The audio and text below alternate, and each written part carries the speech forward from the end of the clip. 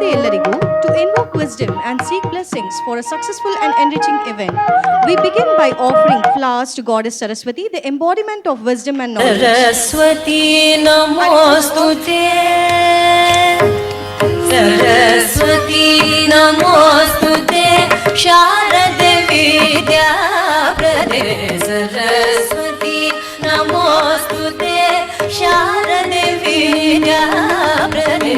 Saraswati Namostute. Sharade Vidya Prade. Saraswati Namostute. Sharade Vidya Prade. Saraswati Namostute. Sharade Vidya Prade. Saraswati Namostute. Sharade Vidya Prade. Saraswati Namostute. Sharade Vidya Prade. Saraswati Namostute. Sharade Vidya Prade. Saraswati Namostute. I request all the dignitaries to occupy the respective seatings.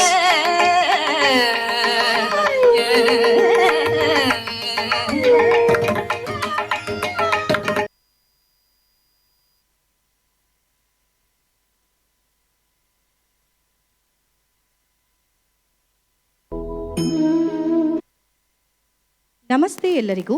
Nahi gnanena sadusham pavitranmiha vidyate. Integral knowledge removes ignorance and provide insight to discover hidden abilities.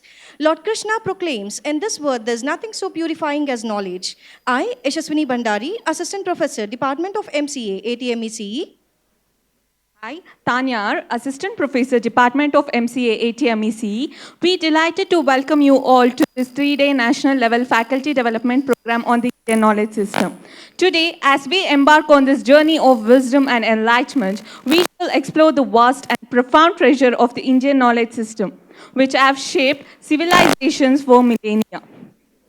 To commence this event on a spiritual note, I invite Professor Kirtana to lead the invocation.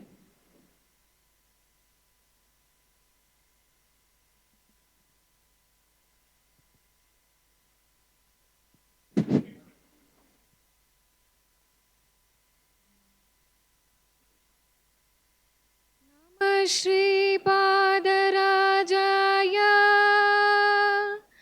नमस्ते व्यासयोगिने नमः पुरन्दराजाय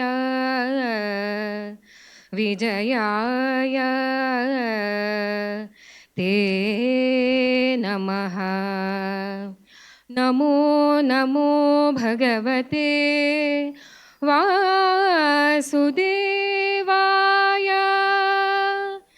नमो नमो भगवते वासुदेवाय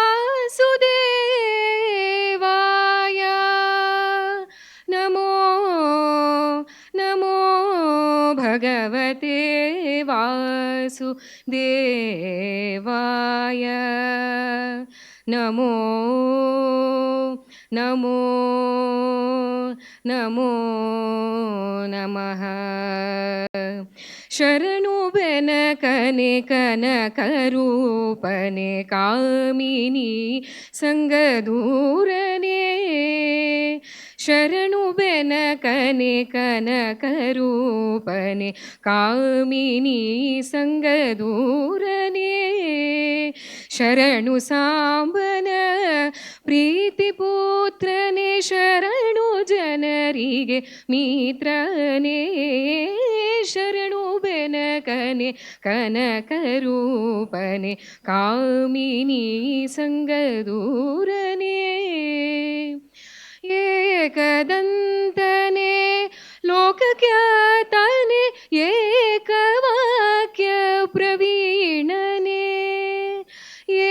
एकदन्तने लोकख्यातने एकवाक्य प्रवीणने एकविंशतिपत्र पूजित एकविघ्न विनायक शरणु बेनक प्रवीणने कनकरूपने कामिनी संगधूरने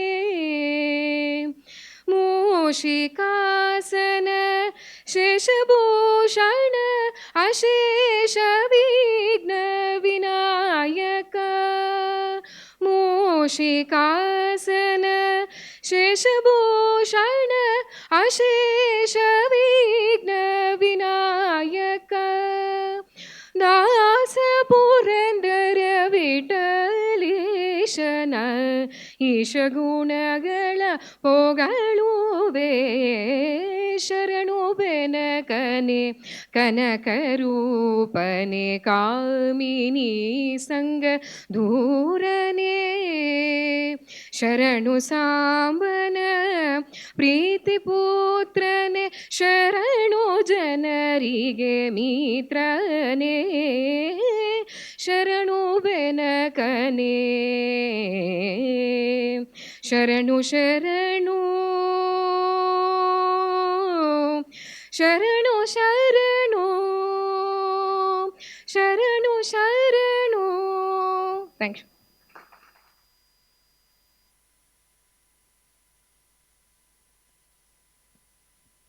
Thank you, ma'am. A warm and gracious welcome sets the tone for any successful event. To formally welcome our esteemed guest participants, I now invite Dr. L. Baswaraj, sir, Principal ATMEC.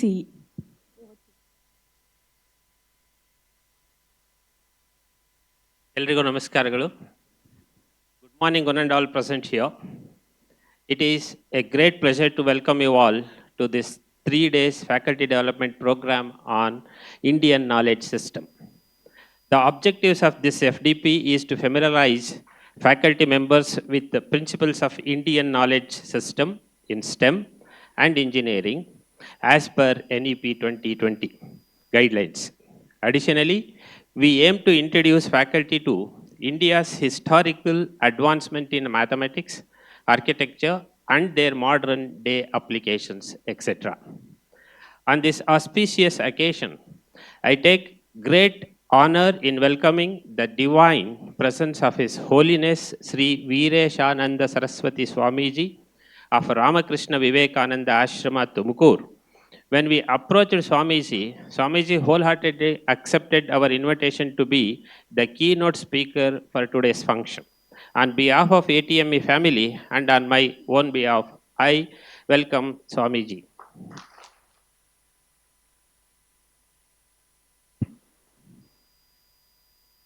We are also graced by the presence of Dr. Rajiv Kumar, the member secretary of AICTE in New Delhi. Despite of his busy schedule, Dr. Kumar graciously accepted our invitation to be the chief guest for today's event. On behalf of ATME family and on my own behalf, I extend warm welcome to you, sir.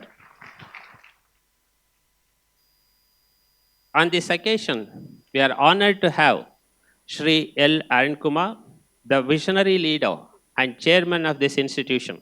On behalf of ATME family and on my own behalf, I take this privilege to welcome you, sir.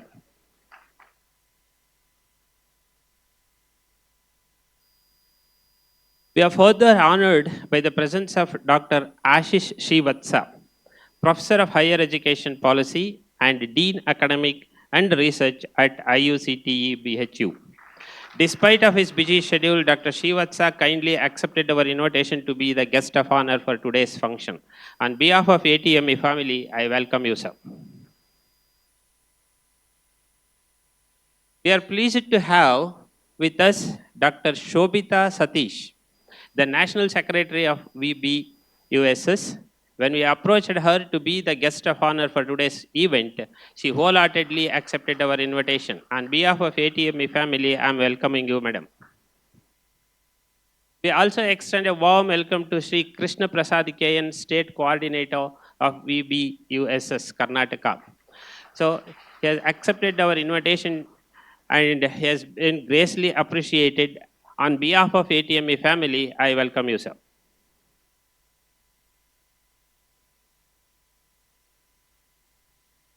I would like to extend a warm welcome to Dr. S.R. Bhagyashri, Dean Research and convener of today's function. I welcome you, Madam.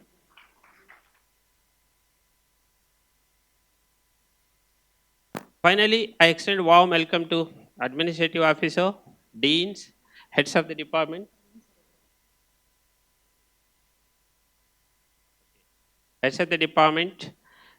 faculty members, participants from various institutions, as well as press and media. A special welcome to Dr. Praveen Kumar Millahalli, Secretary of VB USS, Mysore. We graciously welcome you, sir.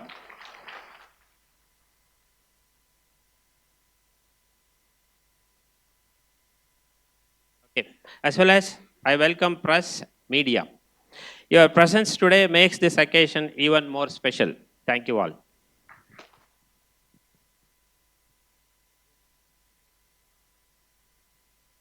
Thank you, sir. We warmly welcome Dr. L. Baswaraj, sir, Principal, ATMEC.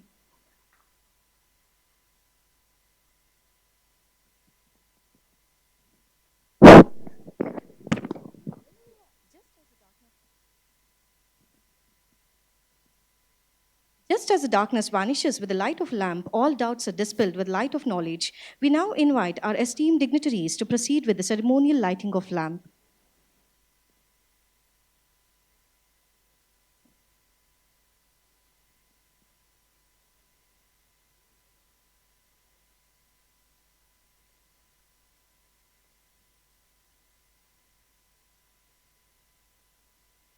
कुरुत्वं कल्याणम् आरोग्यं धनसम्पदः शत्रुबुद्धिविनाशाय दीपज्योतिर्नमोऽस्तु ते दीपज्योतिर्नमोऽस्तु ते दीपज्योतिः परब्रह्म दीपज्योतिर्जनार्दनः दीपज्योतिर्परब्रह्म दीपज्योतिर्जनार्दनः दीपो हरतु मे पापम् सन्ध्यादीपनमोऽस्तु ते ओ दीपब्रह्मरूपस्त्वं ज्योतिषां प्रभुरव्ययः ओ दीपब्रह्मरूपस्त्वं ज्योतिषां प्रभुरव्ययः आरोग्यं देहि पुत्रांश्च मतिं स्वच्छां हि मे सदा रवेरस्तं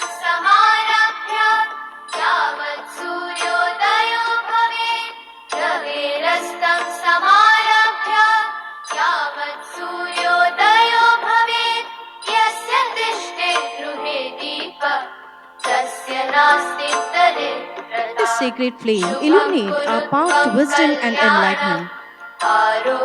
Thank you, one and all.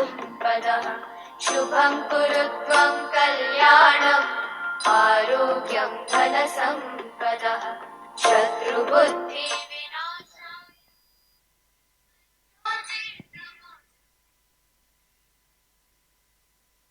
I now invite Professor Jaslin, Department of Electronics and Communication, Engineering, ATMECE, Mysore, to introduce our esteemed chief guest, Dr. Rajiv Kumar, sir, Member Secretary, AICTE, New Delhi.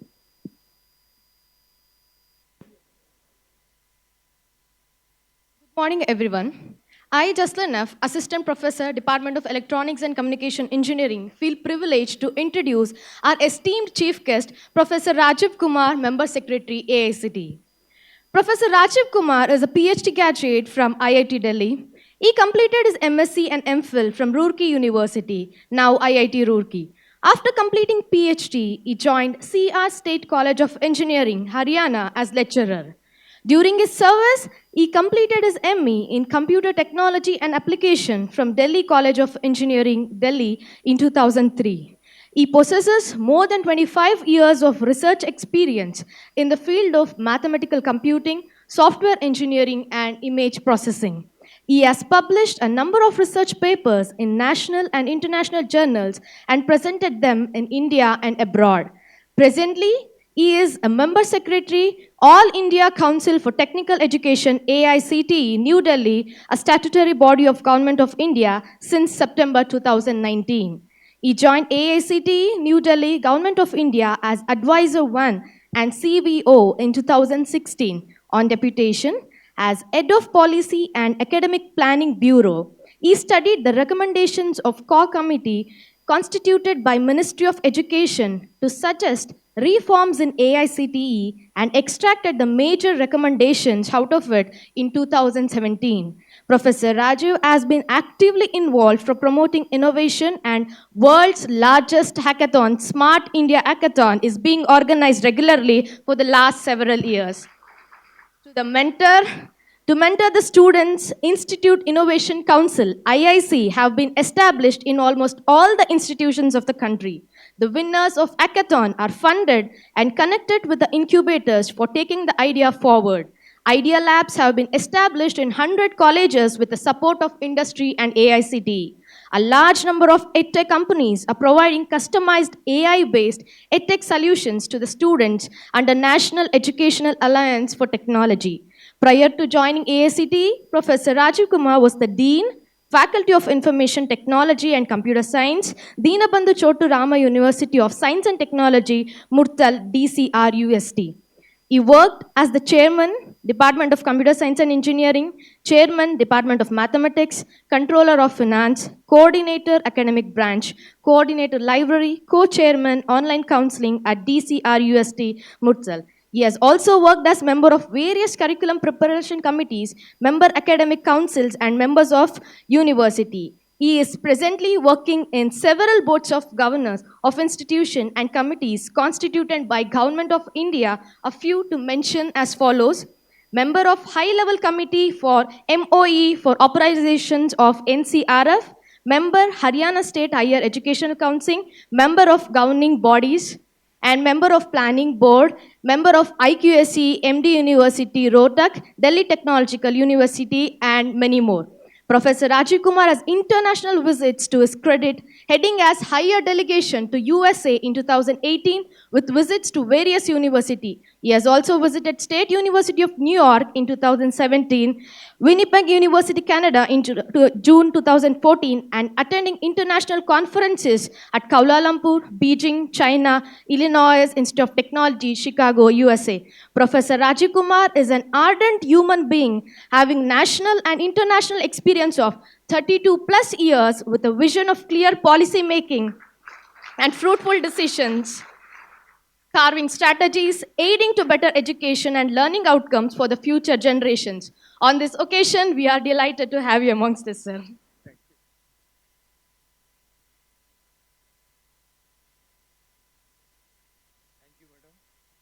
Reading out such a long introduction. I think it is bigger than my speech.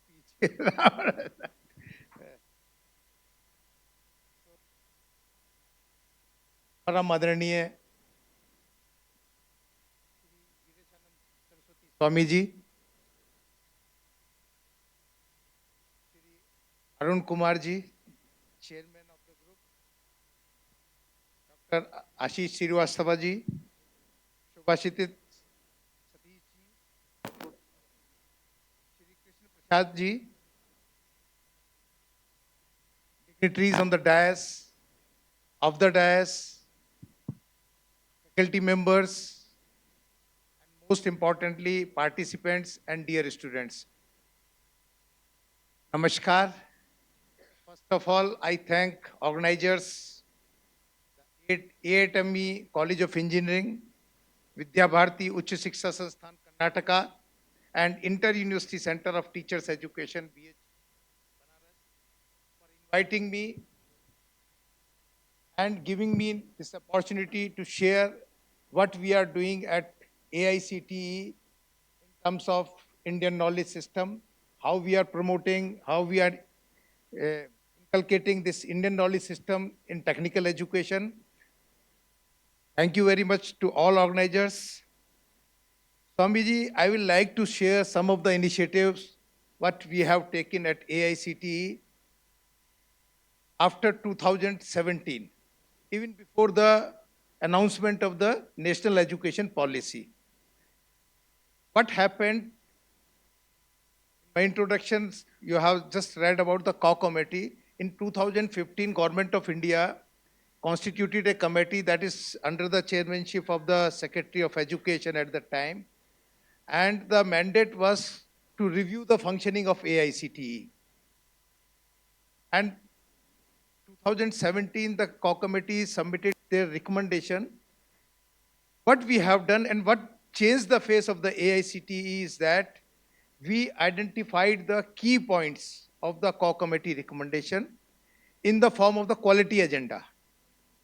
And that quality agenda was the starting point for the AICTE work. And one of the mandate was to revise the curriculum of all technical institutions. And you all know, those who are related to technical education, all curriculum of the technical educations, they were revised. And whatever new trends, new possibilities, they can be included and incorporated in the curriculum. Number of credits from 220 in 4 years, they were reduced to 160. All such initiatives we started in 2017 and 18, much before. And 2020, this national education policy was announced, and we were happy to see that all such initiatives, they were part of the new education policy. And immediately after announcement of the new education policy, we started writing of the original textbook in technical education. That was a very difficult task because large number of books are to be written in all subjects of the technical education. But the important thing was that we were discussing with the Srivastava ji in the morning, but we decided that in each chapter of the technical education, first we will like to give what is the Indian contribution in that area, particular area.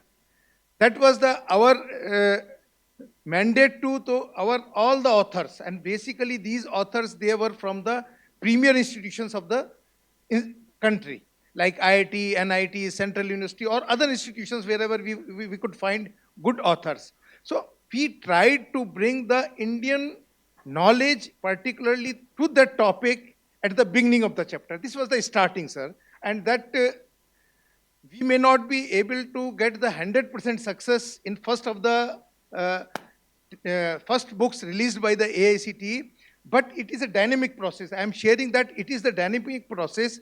We are requesting, we are asking the experts, those who have good knowledge in particular area, particularly to the Indian contributions, we are putting that contribution in the beginning of each chapter, right? So this is the starting. And starting, I feel, and we have discussed with many of the experts also, so that was a good starting also. And the process is still going on. I will also like to share with you and Honorable Swamiji also that we have completed all the books of the first year, second year, third year, most of the books, they are there. Not only we have completed the books, we have translated these books in Indian languages, sir. After translating these books in Indian languages, we started a portal that is known as the eKumbh.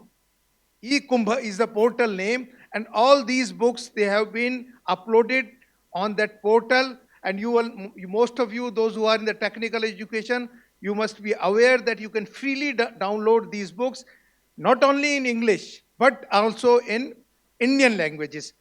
Yeah, Kannada, because we are here in Mysuru today, you can download the books in Kannada also. These books are there also. And the translation work is still going on.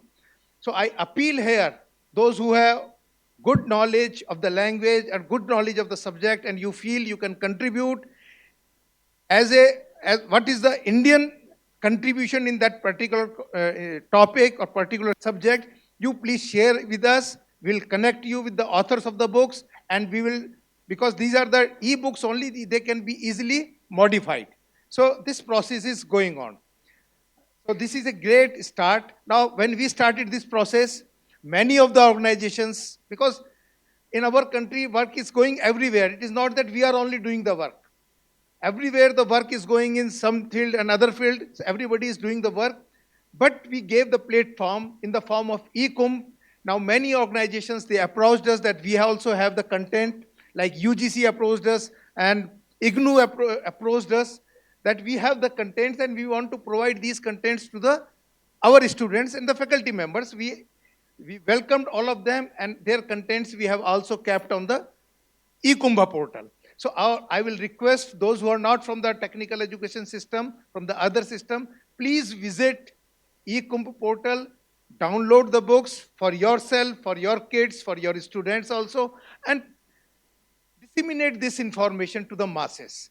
The only thing is that we are not able to disseminate that these books are available in the Indian languages free of cost to all students, all faculty members. So please take advantage of such initiative. It's a very big initiative that we have taken and we are successful. That's why purposefully I came to this program, because this is very much relevant what we are doing at AICTE. Now, another thing is that we are conducting large number of faculty development programs also.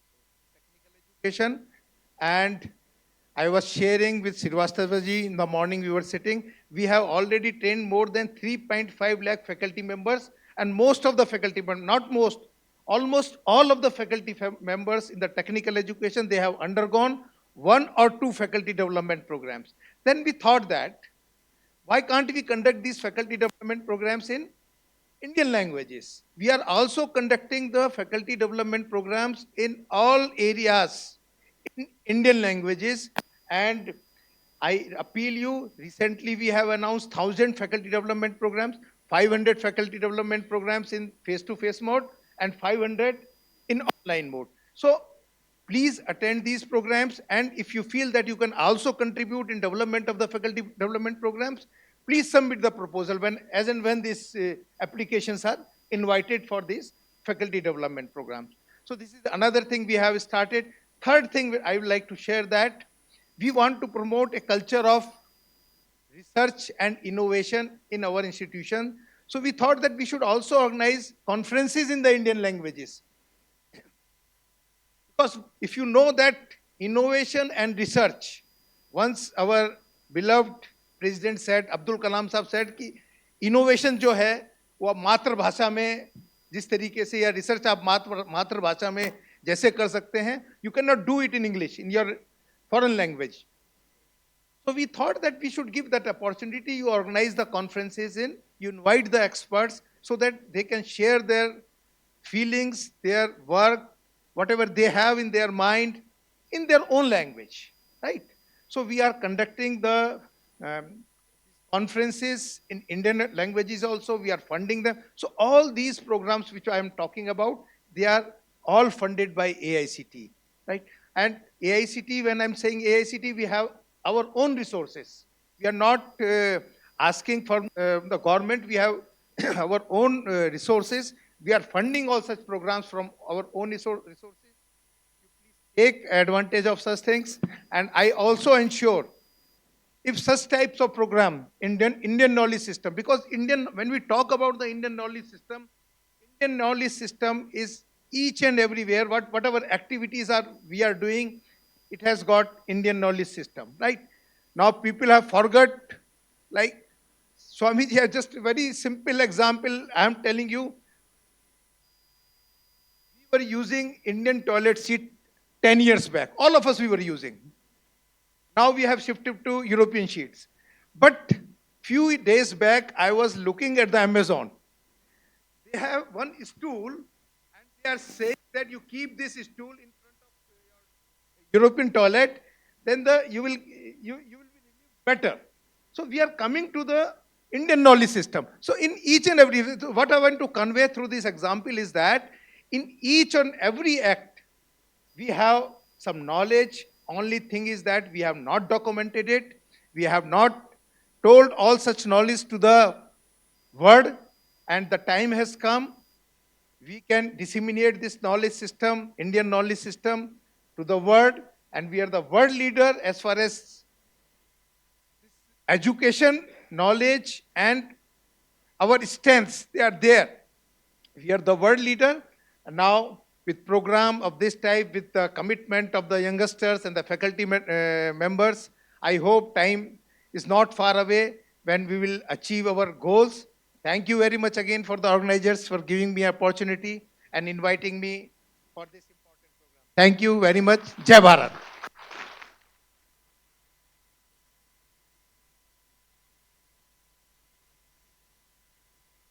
Thank you, sir. Your thoughts inspired us a lot. Now I request all the dignitaries to felicitate our chief guest, Dr. Rajiv Kumar, sir.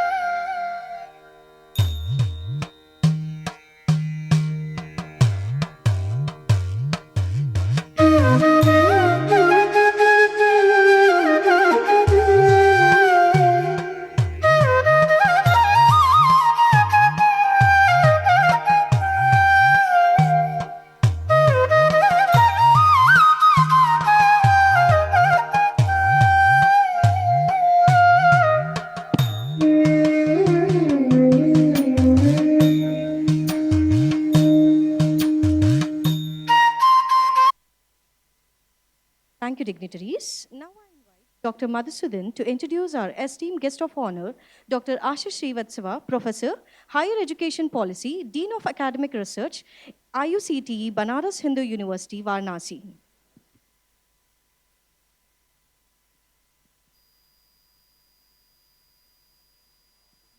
All.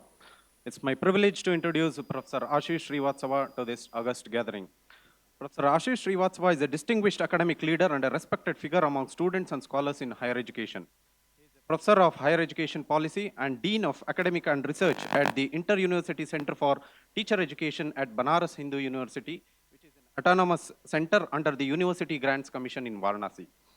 As an alumnus of the University of Lucknow and Devi Ahalya Vishwavidyalaya Indore, Professor Srivatsava has held functional roles at renowned institutions including Vishwa Bharati, a central university and an institution of national importance in Shantiniketan, West Bengal, and Mahatma Gandhi University in Champaran, Bihar, where he served as the Dean of the School of Education, Director of Academic Affairs and Campus Director. Professor Srivatsava is associated with over 80 institutions across India in various advisory, governance, and academic roles, contributing extensively to national and state educational bodies, which include UGC, ICSSR, NCTE, and NCRT, etc. His expertise has also been sought by the governments of Bihar, Uttar Pradesh, Rajasthan, Odisha, Punjab, and Uttarakhand. He has also served on executive and academic councils, planning and monitoring boards, and boards of studies and school boards across multiple central universities and prestigious institutions. Research involvement includes projects funded by IITE, MGNCRE, ICSSR, and the Ministry of Education, focusing on critical educational issues. As a prolific speaker, Professor Srivatsava has delivered over 800 plus lectures across 120 plus institutions in higher and school education, covering topics such as national education policy and issues in educational research. His extensive scholarly contributions includes numerous publications, address contemporary educational issues and philosophies. Recipient of the Maya Gold Foundation Award of the United States of America for excellence and service as a young academic leader, Professor Srivatsava's work continues to shape and enrich India's educational landscape, underscoring his impact as a transformative figure in the field of education. Sir, once again, I welcome you. Thank you so much. At the outset, let me extend my Sadar Pranam to His Holiness Shri Vireshananda Ji Saraswati Ji Maharaj, President of the inaugural session, Shri L. Arun Kumar Ji, the Chief Guest of this inaugural session, Dr. Rajiv Kumar Ji, Guest of Honor, Shobita Satish Ji, Krishna Prasad Ji, the Patron Shiva Shankar Ji, R. Viresh Ji, Dr. L. Basavaraj Ji, Praveen Kumar Melali Ji, Bhagyashri Ji, and Krishna Prasad Ji, and all my learned friends, students, scholars, delegates, with a special mention to Dr. Ramachandra, who has been a great person since yesterday I am interacting with. Let me begin with a statement which I like most and I often share wherever I get a new audience. And that statement I am quoting from Professor Mudaliar. When I am saying Professor Mudaliar, I am sure you must be knowing the Secondary Education Commission of India, 1952-53. Now listen this statement, those who are mentally here. Physically I can see many, those who are mentally here. Mudaliar Sahab in 1952-53 he is writing, a democracy of people who can think only confusedly can neither make progress nor even maintain itself, because it will always be open to the risk of being misled by demagogues. A democracy of people who can think only confusedly can neither make progress nor even maintain itself, because it will always be open to the risk of being misled by demagogues. Why I have shared this? Because there was a greatest person of the earth, Lord Macaulay, 1835. He distorted the system, but now I do not blame at all Lord Macaulay, because Lord Macaulay was not there in 1947. So now this is high time when we need to learn, we need to own, we need to be accountable, responsible, and take the fault on our shoulder. This is high time.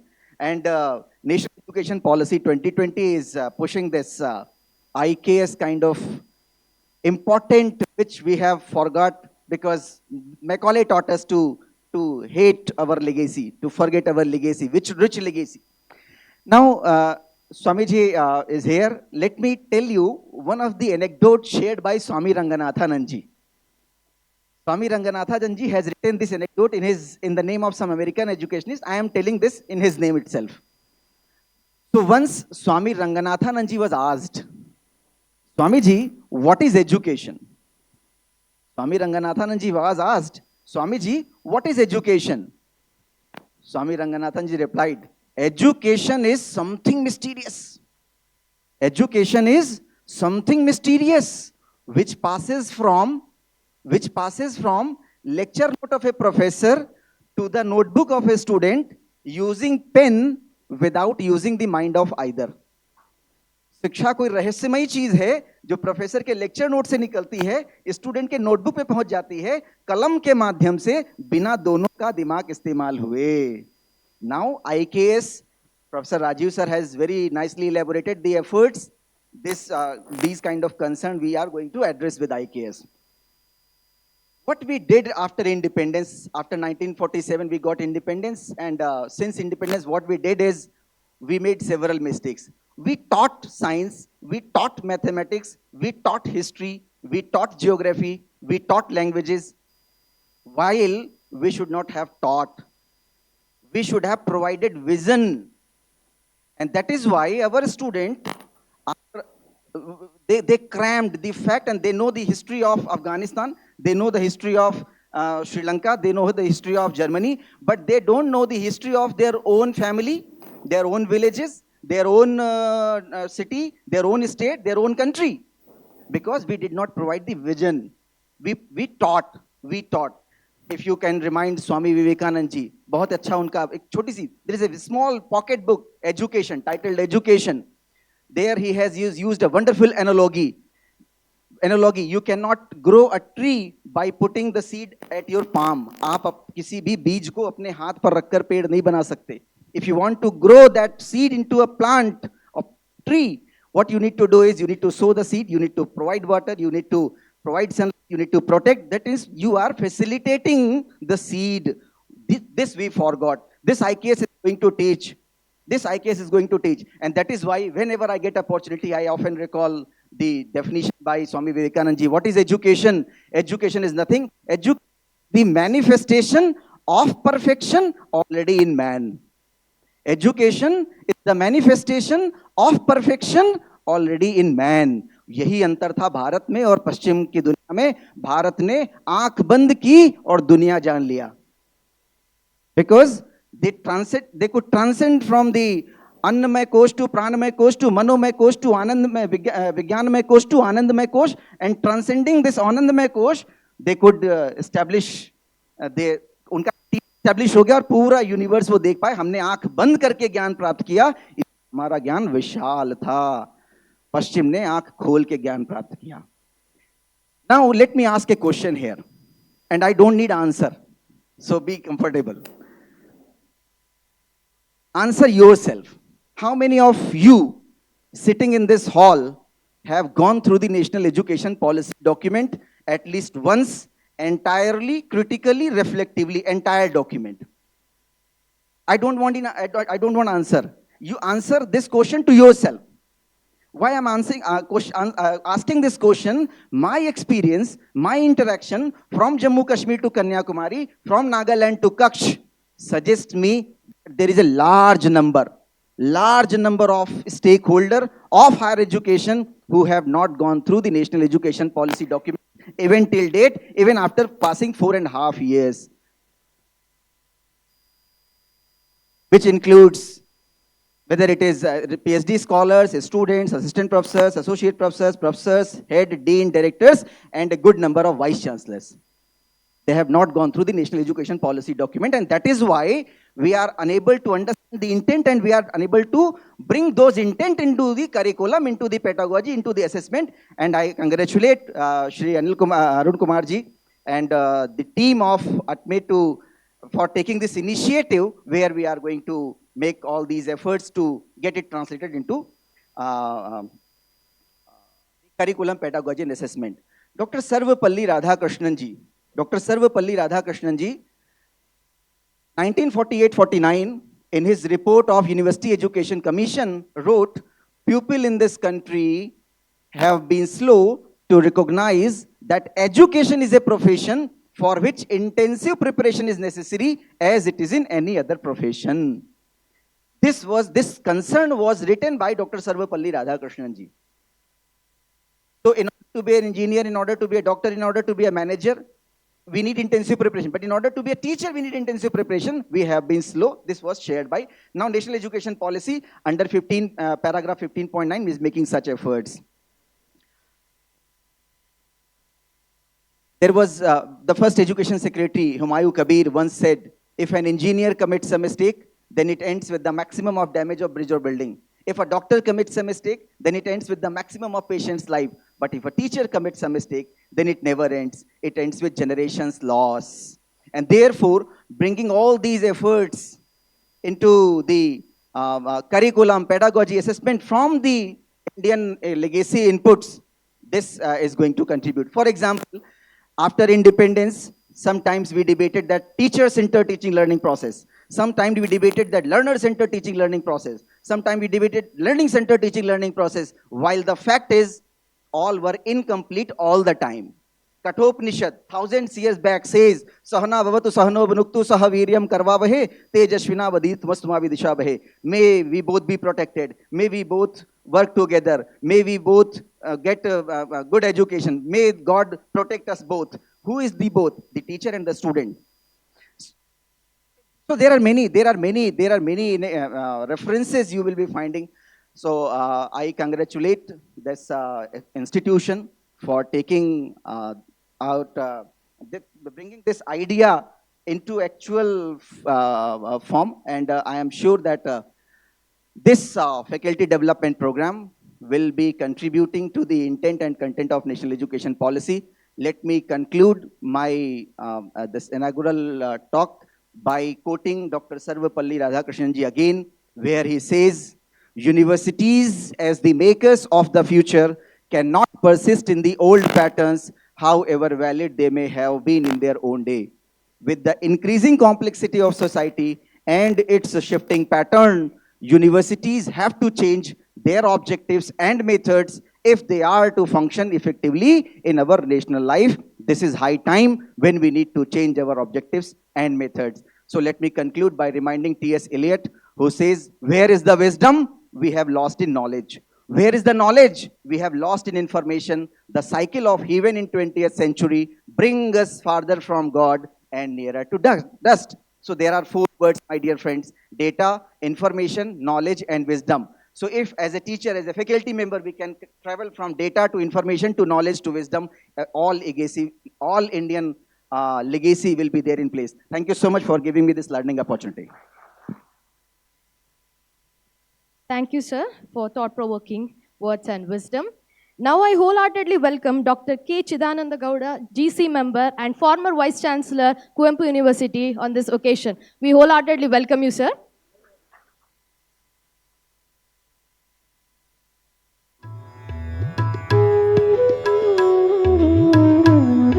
Now I request all the dignitaries to felicitate our guest of honor, Dr. Ashish Srivathava, sir.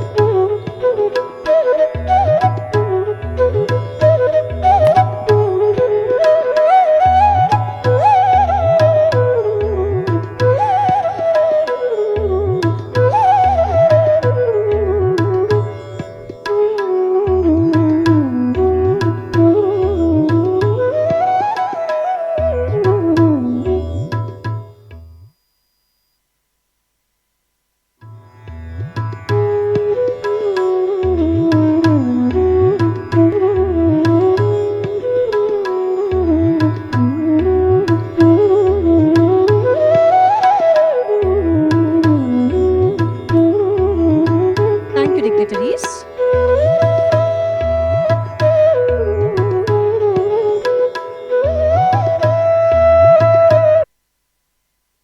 Invite Dr. Shobita Satish, National Secretary, Vidya Bharati Uch Shiksha Sansthan, to address the gathering.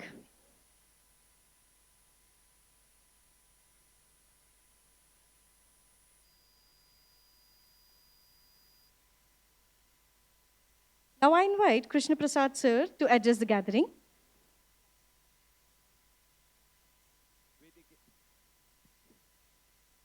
ವೇದಿಕೆಯಲ್ಲಿ ಆಸೀನರಾಗಿರುವಂಥ ಪರಮಪೂಜ್ಯ ಯತಿಶ್ರೇಷ್ಠರ ಚರಣಾರವಿಂದಗಳಿಗೆ ನಮಿಸಿ, ವೇದಿಕೆಯಲ್ಲಿ ಉಪಸ್ಥಿತರಿರುವಂಥ ಎಲ್ಲ ಶ್ರದ್ಧೆ ಹಿರಿಯರೇ,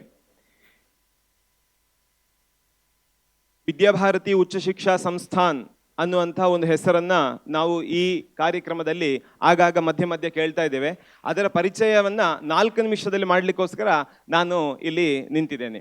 ವಿದ್ಯಾಭಾರತಿಯ 3-4 ಜನ ಕಾರ್ಯಕರ್ತರು ನಾವು ಇಲ್ಲಿದ್ದೇವೆ. ವಿದ್ಯಾಭಾರತಿ ಕಳೆದ 60 ವರ್ಷಗಳಿಂದ ಈ ದೇಶದಲ್ಲಿ ಶಿಕ್ಷಣ ಕ್ಷೇತ್ರದಲ್ಲಿ ಪರಿವರ್ತನೆಯನ್ನು ತರಬೇಕು. ಶ್ರೀಯುತ ಡಾಕ್ಟರ್ ಆಶೀಶ್ ಶ್ರೀವಾಸ್ತವ ಅವರು ಹೇಳಬೇಕಾದ್ರೆ ಹೇಳಿದರು, ಇದೆಲ್ಲವನ್ನ ಎಲ್ಲಿಂದ ತರಬೇಕು ಅಂತ ಕೇಳಿದರೆ ಶಿಕ್ಷಣದ ಮೂಲಕ ಮಾತ್ರ ತರಲಿಕ್ಕೆ ಸಾಧ್ಯ. ಒಬ್ಬಳು ಮುದುಕಿ ಸಂಜೆ ಹೊತ್ತು ಮಾರ್ಗದ ಬದಿಯಲ್ಲಿ ಇದ್ದಂತಹ ಬೀದಿ ದೀಪದ ಬೆಳಕಿನಲ್ಲಿ ಏನೋ ಹುಡುಕ್ತಾ ಇದ್ದಾಳೆ. ಅವಳು ಒಬ್ಬಳೇ ಹುಡುಕ್ತಾ ಇದ್ದಾಳಲ್ಲ, ಅವಳಿಗೆ ಸ್ವಲ್ಪ ಸಹಕಾರ ಮಾಡೋಣ ಅಂತ ಸುತ್ತಮುತ್ತ ಇದ್ದವರು ಎಲ್ಲರೂ ಅಲ್ಲಿ ಬಂದು ಸೇರ್ಕೊಳ್ತಾರೆ. ಕೇಳ್ತಾರೆ, ಏನು ಹುಡುಕ್ತಾ ಇದ್ದೀರಿ? ಇಲ್ಲ, ನಾನು ನನ್ನ ಮನೆಯ ಕೀ ಕಳ್ಕೊಂಡಿದ್ದೀನಿ, ಅದಕ್ಕೋಸ್ಕರ ಹುಡುಕ್ತಾ ಇದ್ದೇನೆ. ತುಂಬ ಜನ ಹುಡುಕಿದ್ರು ಆ ಕೀ ಸಿಗ್ಲಿಲ್ಲ ಅಲ್ಲಿ. ಕೊನೆಗೆ ಅವ್ರು ಕೇಳ್ತಾರೆ, ಅಲ್ಲ ಎಲ್ಲಿ ಕಳ್ಕೊಂಡಿದ್ಯಾ? ಇಲ್ಲ, ನಾನು ಕಳ್ಕೊಂಡಿರೋದು ಬೇರೆ ಎಲ್ಲೋ. ಮತ್ತೆ ಇಲ್ಲಿ ಯಾಕೆ ಹುಡುಕ್ತಾ ಇದೆಯಾ? ಎಲ್ಲ ಇಲ್ಲಿ ಬೆಳಕಿದೆ ಅಲ್ಲ, ಅದಕ್ಕೋಸ್ಕರ ಇಲ್ಲಿ ಹುಡುಕ್ತಾ ಇದ್ದೇನೆ. ಕಳ್ಕೊಂಡಿರೋದು ಎಲ್ಲೋ, ಹುಡುಕ್ತಾ ಇರೋದು ಇಲ್ಲಿ, ಯಾಕೆಂದ್ರೆ ಇಲ್ಲಿ ಸ್ವಲ್ಪ ಲೈಟ್ ಇದೆ, ಅದಕ್ಕೋಸ್ಕರ ಹುಡುಕ್ತಾ ಇದ್ದೇನೆ. ಇದು ನಮ್ಮ ಇವತ್ತಿನ ಪರಿಸ್ಥಿತಿ. ದೇಶದಲ್ಲಿ ರಾಷ್ಟ್ರೀಯ ಶಿಕ್ಷಣ ನೀತಿ ಬೇಕಾಯಿತು. ದೇಶದಲ್ಲಿ ಎಂತಹ ಶಿಕ್ಷಣ ಕೊಡಬೇಕು, 1947 ನಂತರ ಈ ದೇಶದಲ್ಲಿ ಕೊಡಬೇಕಾಗಿದ್ದಂತಹ ಶಿಕ್ಷಣ ಯಾವ ರೀತಿ ಇರಬೇಕಂತ ಹೇಳಲಿಕ್ಕೆ ಮೊನ್ನೆ ಭಾರತದ ರಾಷ್ಟ್ರೀಯ ಶಿಕ್ಷಣ ನೀತಿ ಬರೋವರೆಗೂ ನಾವು ಏನು ಕಳ್ಕೊಂಡಿದ್ದೀವಿ ಅಂತಲೇ ನಮಗೆ ಅನೇಕ ಜನಕ್ಕೆ ಗೊತ್ತಿರಲಿಲ್ಲ. ನಾವು ಕಳ್ಕೊಂಡಿರುವಂಥದ್ದು ನಮ್ಮ ದೇಶ ಅತ್ಯಂತ ಶ್ರೇಷ್ಠವಾದಂತಹ ದೇಶ. ಇಲ್ಲಿ ಭಾರತೀಯ ಜ್ಞಾನ ಪರಂಪರೆ ಅನ್ನುವಂತಹ ಒಂದು ಕೀ ಇದೆ. ಆ ಕೀಯನ್ನು ನಾವು ಕಳ್ಕೊಂಡಿದ್ದೇವೆ. ಆದರೆ ಎಲ್ಲಿ ಹುಡುಕಬೇಕಂತ ನಮಗೆ ಗೊತ್ತಿಲ್ಲ. ನಾವು ಎಲ್ಲೆಲ್ಲೋ ಹುಡುಕ್ತಾ ಇದ್ದೇವೆ, ಆದರೆ ಹುಡುಕಬೇಕಾಗಿರುವಂತಹ ಜಾಗದಲ್ಲಿ ಅದನ್ನು ಹುಡುಕಿದರೆ ಆ ಕೀ ನಮಗೆ ಸಿಗ್ಲಿಕ್ಕೆ ಸಾಧ್ಯ. ಅದರ ಮೂಲಕ ಈ ದೇಶದ ಬಗ್ಗೆ ಅಭಿಮಾನ ಇರುವಂತಹ ನೂರಾರು ವಿದ್ಯಾರ್ಥಿಗಳನ್ನ ಮುಂದಿನ ಭವಿಷ್ಯವನ್ನು ನಿರ್ಮಾಣ ಮಾಡುವಂಥ ಜವಾಬ್ದಾರಿ ಇರುವಂತಹ ನಾವು ಮಾಡಬೇಕಾಗಿರುವಂಥದ್ದು ನಮ್ಮ ದೇಶದ ಬಗ್ಗೆ ಗೌರವವನ್ನು ಹುಟ್ಟಿಸುವಂತಹ ನೂರಾರು ಸಂಗತಿಗಳನ್ನು ವಿದ್ಯಾರ್ಥಿಗಳ ಮಧ್ಯೆ ತರಬೇಕು. ಅದನ್ನು ತರಲಿಕ್ಕೆ ಸಾಧ್ಯ ಇರುವಂಥದ್ದು ಭಾರತೀಯ ಜ್ಞಾನ ಪರಂಪರೆಗೆ. ಆ ಕಾರಣಕ್ಕೋಸ್ಕರ ಈ 3 ದಿವಸದ FDP, ಅದಕ್ಕೆ ವಿದ್ಯಾಭಾರತಿಯ ಸಹಯೋಗ. ದೇಶದಲ್ಲಿ ಈ ರೀತಿ ಎಲ್ಲ ರಾಜ್ಯಗಳಲ್ಲಿ ಈ ರೀತಿಯ FDPಗಳು ನಡೀತಾ ಇದ್ದಾವೆ, ಫ್ಯಾಕಲ್ಟಿ ಡೆವಲಪ್ಮೆಂಟ್ ಪ್ರೋಗ್ರಾಮ್. ವಿದ್ಯಾಭಾರತಿ ಏನು ಮಾಡ್ತಾ ಇದೆ, ಈ ರೀತಿ ಭಾರತೀಯ ಜ್ಞಾನ ಪರಂಪರೆಯ ಆಧಾರದಲ್ಲಿ ಯಾರ್ಯಾರು ಈ ರೀತಿಯ ಕಾರ್ಯಕ್ರಮಗಳನ್ನು ದೇಶದಾದ್ಯಂತ ಮಾಡ್ತಾ ಇದ್ದಾರೆ ಅವರೆಲ್ಲರಿಗೆ ಸಂಪನ್ಮೂಲ ವ್ಯಕ್ತಿಗಳನ್ನ ಇರಬಹುದು ಅಥವಾ ಅದಕ್ಕೆ ಬೇಕಾದಂತಹ ಎಲ್ಲ ರಿಸೋರ್ಸ್ಗಳನ್ನು ಒದಗಿಸುವಂತಹ ಕೆಲಸವನ್ನ ವಿದ್ಯಾಭಾರತಿ ಮಾಡ್ತಾ ಇದೆ. ಅಂದ್ರೆ ವಿದ್ಯಾಭಾರತಿಯ ಕೆಲಸ ಏನು ಅಂತ ಕೇಳಿದ್ರೆ, NEPಯಲ್ಲಿ ಹೇಳಿರೋ ಹಾಗೆ ಭಾರತ ಕೇಂದ್ರಿತ ಶಿಕ್ಷಾ. ಇಡೀ ದೇಶದಲ್ಲಿ ಸ್ವಾತಂತ್ರ್ಯ ಬಂದ ನಂತರ ಶಿಕ್ಷಣ ನಮ್ಮ ದೇಶದ ರಾಜ್ಯ ತಾಲೂಕು ಹಳ್ಳಿಗೆ ಶಿಕ್ಷಣ ತಲುಪಿದೆ. ಆದರೆ ಶಿಕ್ಷಣದ ಜೊತೆಗೆ ಭಾರತೀಯತೆ ತಲುಪಿದೆಯಾ ಅಂತ ಕೇಳಿದ್ರೆ ಅದು ತಲುಪಲಿಲ್ಲ. ಶಿಕ್ಷಣದಿಂದಾಗಿ ನಿರ್ಮಾಣ ಆಗಬೇಕಾದಂತಹ ರಾಷ್ಟ್ರ ಪ್ರಜ್ಞೆ ಅದು ವಿದ್ಯಾರ್ಥಿಗಳಲ್ಲಿ ನಿರ್ಮಾಣ ಆಗ್ತಾ ಇದೆಯಾ ಅಂತ ಕೇಳಿದ್ರೆ ಅದಾಗ್ತಾ ಇಲ್ಲ. ಅದಾಗಬೇಕು ಅಂತ ಆದ್ರೆ ಶಿಕ್ಷಣದಲ್ಲಿ ಭಾರತೀಯತೆಯನ್ನು ತರಬೇಕು. ಅದನ್ನು ತರಬೇಕು ಅಂತ ಆದ್ರೆ ನಾವು ಪಾಠ ಮಾಡ್ತಾ ಇರುವಂತಹ ಶಿಕ್ಷಣ ಮತ್ತು ನಮ್ಮ ದೇಶದ ಆ ಜ್ಞಾನ ಪರಂಪರೆ ಯಾವುದಿದೆ ಅದು ಬಹಳ ದೊಡ್ಡದು ಅಂತ ಹೇಳುವಂತ ವಿಶ್ವಾಸವನ್ನು ವಿದ್ಯಾರ್ಥಿಗಳಲ್ಲಿ ಮೂಡಿಸಬೇಕು. ವಿದ್ಯಾರ್ಥಿಗಳಲ್ಲಿ ಮೂಡಿಸಬೇಕಂದ್ರೆ ಅದು ನಮಗೆ ಗೊತ್ತಿರಬೇಕು. ನಮಗೆ ಗೊತ್ತಾಗಬೇಕು ಅಂತಾದ್ರೆ ಈ ರೀತಿಯ FDPಗಳಲ್ಲಿ ನಾವು ಭಾಗವಹಿಸಬೇಕು. ಆ ರೀತಿಯ FDPಯಲ್ಲಿ ನಾವು ಭಾಗವಹಿಸ್ತಾ ಇದ್ದೇವೆ. ವಿದ್ಯಾಭಾರತಿ ಕಳೆದ 60 ವರ್ಷಗಳಿಂದ ಶಿಕ್ಷಣ ಕ್ಷೇತ್ರದಲ್ಲಿ ನಾವು ಇವತ್ತೇನು PUC ಅಂತ ಹೇಳ್ತಾ ಇದ್ದೇವೆ, ಆ PUCಯ ಹಂತದವರೆಗೆ ಈ ರೀತಿ 60 ವರ್ಷಗಳಿಂದ ಕೆಲಸ ಮಾಡ್ತಾ ಇದೆ ಶಿಕ್ಷಣದಲ್ಲಿ ಭಾರತೀಯತೆಯನ್ನು ತರಬೇಕು ಅನ್ನುವಂಥ ಹಂತದಲ್ಲಿ. ಆದರೆ ಹೈಯರ್ ಎಜುಕೇಶನ್ ಅಲ್ಲಿ, ಉನ್ನತ ಶಿಕ್ಷಣದಲ್ಲಿ ಏನ್ ಮಾಡ್ತಾ ಇದೆ ಅಂತ ಕೇಳಿದ್ರೆ ಕಳೆದ ಒಂದು 3-4 ವರ್ಷಗಳಿಂದ ಈ ಕೆಲಸವನ್ನು ಇಡೀ ದೇಶದಾದ್ಯಂತ ಪ್ರಾರಂಭ ಮಾಡಿದೆ. ಅದು ವಿದ್ಯಾಭಾರತಿ ಉಚ್ಚ ಶಿಕ್ಷಾ ಸಂಸ್ಥಾನ್ ಅನ್ನುವಂತಹ ಹೆಸರಿನಲ್ಲಿ ಈ ಕೆಲಸ ಪ್ರಾರಂಭ ಆಗಿದೆ.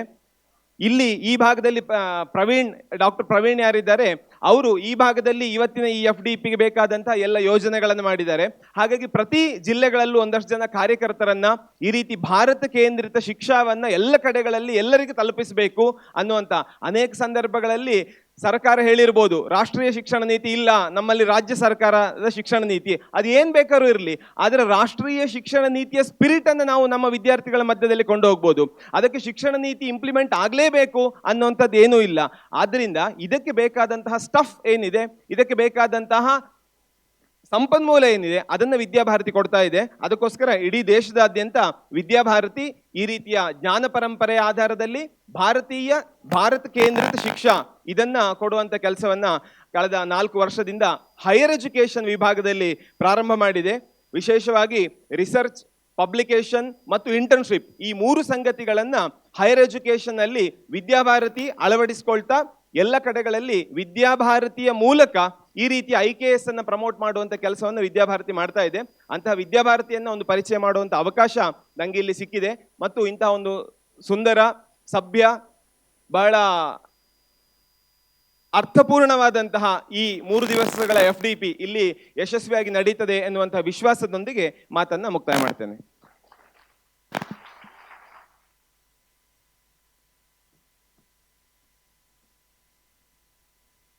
Thank you, sir, for your perspective and meaningful words. Now I request all the dignitaries to felicitate our guest of honor, Shri Krishna Prasad KN, State Coordinator, Vidya Bharati Uch Shiksha Sansthan, Karnataka.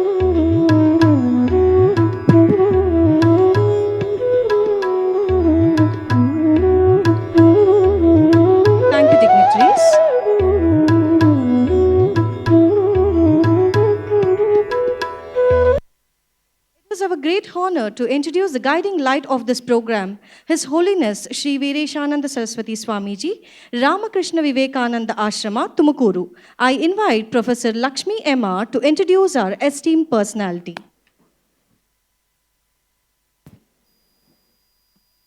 Ellarigu Namaskara, respected dignitaries, esteemed guests, and dear devotees. It is my proud privilege to introduce Sri Veereshananda Saraswati Swamiji, a spiritual leader, educator, and social reformer who has dedicated his life to the noble ideals of Sri Ramakrishna, Holy Mother Sharada Devi, and Swami Vivekananda. As the president of Ramakrishna Vivekananda Ashrama, Tumakuru, Swamiji has been tirelessly working towards the upliftment of youth, teachers, and the underprivileged, spreading the message of self-service, selfless service, knowledge, and devotions. Though he holds the BE degree in Electronics and Communication from Mysore University, his heart and soul have been deeply influenced by his guru, Swami Purushothamanandaji Maharaj of the Ramakrishna Mission. Under his guidance, Swamiji has dedicated his life to serve the society through spiritual discourses, educational initiatives, and social welfare programs. Swamiji was invited to the prestigious global platform, including the 4th World Parliament of Religious in Barcelona, the International Leadership Training Camp in South Korea, and the Vedagosha program at the Vatican in the presence of His Holiness Pope Francis. His lecture at various universities in Italy, London, and the USA has taken the profound wisdom of Sanatana Dharma and Vedanta to the international stages. His visionary initiative includes Vidyarthi Devo Bhava, Acharya Devo Bhava, and Deena Devo Bhava, aimed at guiding students, teachers, and the underprivileged. Special discourses over 10 lakh students in Karnataka, shaping their character and instilling Swami Vivekananda's ideals. Competitive examination on personality development, benefiting 1.6 lakh high school students across multiple districts. Vivekananda Yuvaka Sangha, Nivedita Niketana, and Balaka Sangha, inspiring youth minds with cultural and spiritual values. Guidance for over 1 lakh teachers, ensuring moral and spiritual education reaching the classrooms. His social service initiative includes Jivanta Durga Puja, where over 8,000 underprivileged women have been honored and supported over the years, recognizing them as embodiments of Holy Mother Sharada Devi. Apart from being a spiritual leader, Swamiji is also a scholar and an author. He is also the editor of Viveka Deepti bi-monthly magazine. He published a book titled Swami Vivekananda and Manava Abhyudhyaya through Tumakuru University. He released bhajanas and discourses CDs to spread spiritual teachings, contributed over 100 plus articles to state level newspapers. His dedications and contributions have been recognized with numerous awards, including an honorary doctorate from Tumakuru University, the Siddhaganga Sri Shivakumara Award, and Area Award by the Canara Education Society, Mangaluru. Swamiji's life is an embodiment of Swami Vivekananda's teachings, fearlessness, self-discipline, and service to humanity. His mission continues to inspire millions to rise above limitations, embrace spirituality, and work to the greater good. Let us all take the inspiration from Swamiji's journey and dedicate ourselves to knowledge, selfless service, and moral upliftment. Thank you.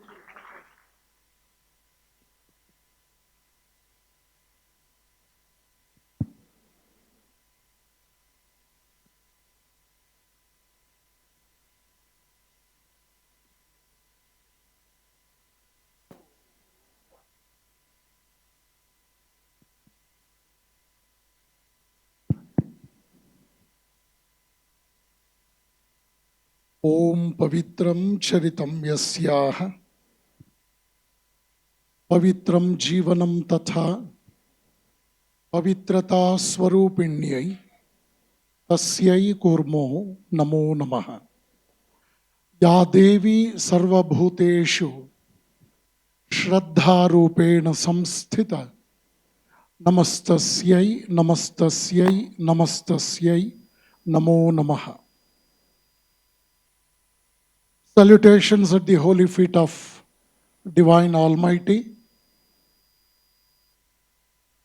My special thanks and appreciation to Brother Arun Kumar, who became an instrument in conducting this wonderful program. Even though the program is titled as it is being aimed at Indian knowledge system, I can firmly say that it is something like redefining India to Indians. I sincerely feel that the purpose of this program is nothing less than that. My respects to our chief guests, Shri Rajiv Kumar ji, Shri Ashish ji, Sister Shobhita, Krishna Prasad, my love and good wishes to our principal, Dr. Basuraj ji, my namaskars to Sister Bhagyalakshmi for coordinating this program in a wonderful way. My respects to all the elders on the dais, and my love and good wishes to my young friends who have assembled here with an intention of enjoying this wonderful, morally and ethically planned program so that you would become the truest citizens of our Bharat Mata. We could listen to the first two lectures from our chief guests from North India. They were very rich in their knowledge and wisdom, and their experience must be honored. And we have Dr. Chidanand Gaudji, also our former Vice Chancellor of Kuvempu University, who is a very big name in the field of education in Karnataka today. We are all very familiar with an elderly personality. Now, my job is to just shed some light on the importance of today's program. See, our dignitaries, the two speakers in the beginning, they very clearly mentioned that we could not be very successful in making India a country that should be loved by the citizens after independence. We targeted Macaulay, we targeted the foreign education, foreign administration rule, so on and so forth. That's all. That was till 15th August 1947. But what we did after 47, August 15th? See, this is an excellent question that should be answered sincerely without any hesitation. We have forgotten Vivekananda. We can do so at our peril. What Vivekananda said, 2 to 3 most important utterances of the great soul when he was conversing with Margaret Noble, who later on became Sister Nivedita, came all the way from her motherland to India to serve the cause of the women education in particular in India. While conversing with her, Swamiji says, Margaret, every science had its origin in India, but it developed elsewhere. I repeat, every science had its origin in India, but developed elsewhere. Second sentence he did, there was never a conflict between religion and science in Indian history because our religion and spirituality could not only answer the challenges of modern science, but they could give you a science beyond sense perception. Number 3, most important sentence, Margaret, anything of Indian origin, first accept and then verify. But anything of Western origin, first verify and then accept. If we understand these 3 wonderful utterances of Vivekananda, I think maximum problems what we are facing today can be minimized within minimum 1 decade, I promise. I stand by my statement. And next, another scintillating statement what Vivekananda made was, he says, ignorance is not innocence, but sin. Ignorance is not innocence, but sin. And he continued telling, ignorance is dangerous, but cultural ignorance is more dangerous. We, the people of our country today, we know less about our country. We have defeated New Zealand. We have defeated Australia yesterday. We very successfully defeated and thrown Pakistan to their country a few days back. We know much about all the countries and less about our own country. This is the pathetic condition that is prevailing here. So, my dear friends, the real purpose of this workshop being aimed for 3 days for the faculty development aim, this is really an excellent, a very meaningful and need of the hour today. Why? I quoted Vivekananda till now. I shall quote a great thinker, Will Durant, who authored The History of Civilization in several volumes. Will Durant says, after going through Indian history of more than 4,000 years, he very politely submitted his opinion in these words. Perhaps in return for conquest, arrogance, and exploitation, India will teach us the tolerance and gentleness of mature mind and quiet content of the inquisitive soul, the calm of the understanding spirit, and a unifying love for all the beings. This really speaks about, even in spite of 67 invasions on India, even today our country is surviving for the reason that we have the greatest cultural heritage. India could be defeated with arms and the bombs, ammunitions, but India could not be damaged in the matter of culture and civilization.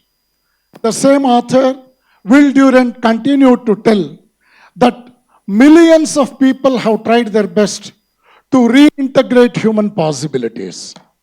He very firmly says, the greatest revolution in human history is enlightenment of mind and improvement of character, which we have forgotten after independence. Revolution is enlightenment of mind and improvement of character. And finally he says, the real revolutionaries are philosophers and saints. Philosophers and saints. So India could survive because it is solely dependent on the philosophers and saints. That's why Indian cultural fabric could not be damaged by any foreign invader. And about Sanskrit, recently 3-4 days, one event happened in Bangalore.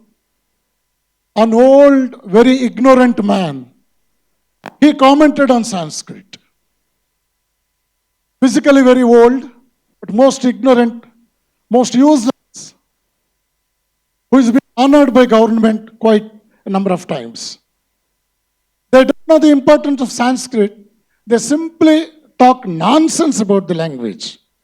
I shall quote to you from Sir William Jones.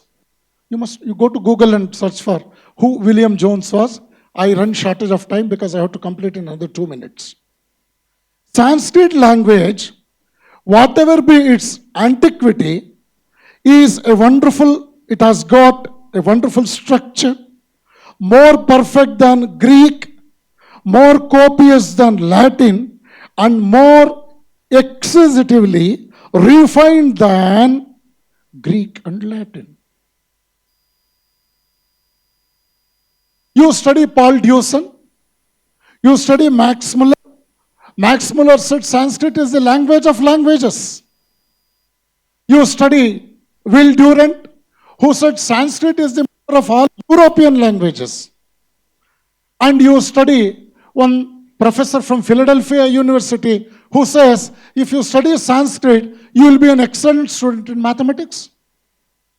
These are all the logical conclusions, the words of great people who have uttered. Last but one sentence of mine before I conclude, yes, is you just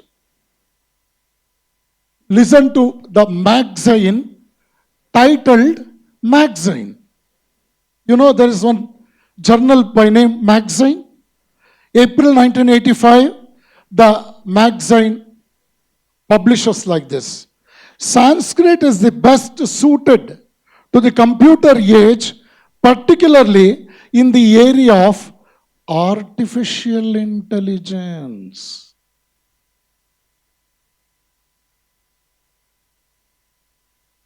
Ambassador John Kenneth Galbraith, a very successful man who worked as ambassador in 6 countries or so, a very popular man in UNESCO. He commented on the greatness of India in these sentences. Beautiful utterance of him. You carefully listen to his words. He says, I have worked and I have seen poverty in many countries of the world. I have seen poverty in many countries of the world, including India. But the poverty in India is of a very peculiar type. A very peculiar type. He continues, he says, even though India is very rich with respect to poverty, in those 25 years, 30 years back, he made this statement. Today we are not so poor. Even though India is very rich with respect to poverty, I don't understand why the people of India will not count the wealth exclusively, will not count money exclusively while measuring their wealth. So in the Indian concept, in our perception, mere money is not our wealth.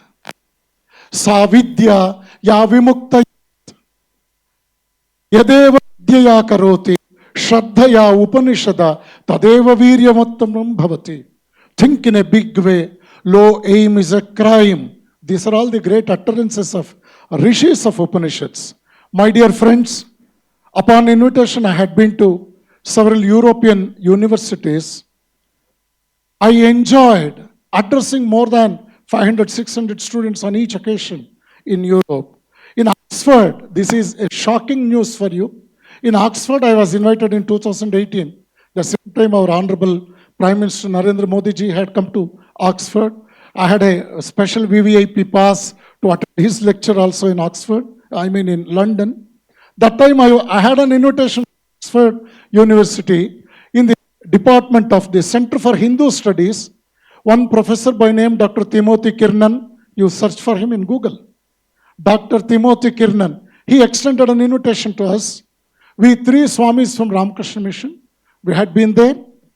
I could meet 52 students in Oxford pursuing their PhD in Hinduism. 52 students pursuing their PhD studies in Hinduism. Be careful while if you want to clap the next after my next sentence.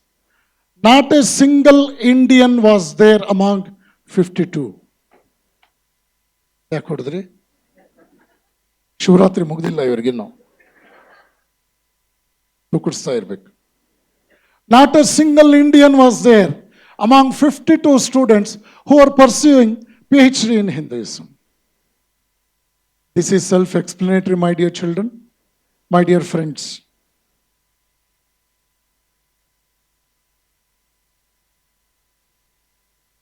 So with these words, I shall make you to think over the greatest responsibility that is being prevailed on all of us, so that we have to get back to our great ancient glory, the hegemony, the legacy that could be done only by sheer hard work. There is nothing parallel to hard work. Generally, when there will be some special workshops, seminars conducted for institutions, especially educational institutions, our teachers will be a bit hesitant to go there and participate. For any office work, they are in the forefront to get leave and go to the places, spend much time in Mysore or Bangalore city, and finally going to the office in the evening and getting the things done. My dear teachers, ಕಲಿಯಲು ಆಸಕ್ತಿ ಉಳ್ಳವನೇ ಕಲಿಸಲು ಯೋಗ್ಯ. Mere Google information, any cyclostyle notes will not fetch you honor and dignity, cannot be taken as a matter of respect and honor. You should know this. A teacher who can mark the important questions in his notes becomes unimportant in the life of the students. You should always keep in mind, education is not mere answer 6 questions out of 10. Rather, it is for life, not merely for livelihood. Once again, I appreciate and thank Arunji for organizing such an excellent program and eye-opening for all our teaching fraternity. Thank you all. Namaste.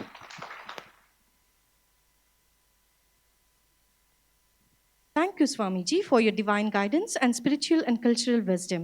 Now I request all the dignitaries to bow in reverence before the divine presence of Sri Vireshananda Saraswati Swamiji. I also invite all the participants to raise and offer your heartfelt respect as a mark of honor and devotion.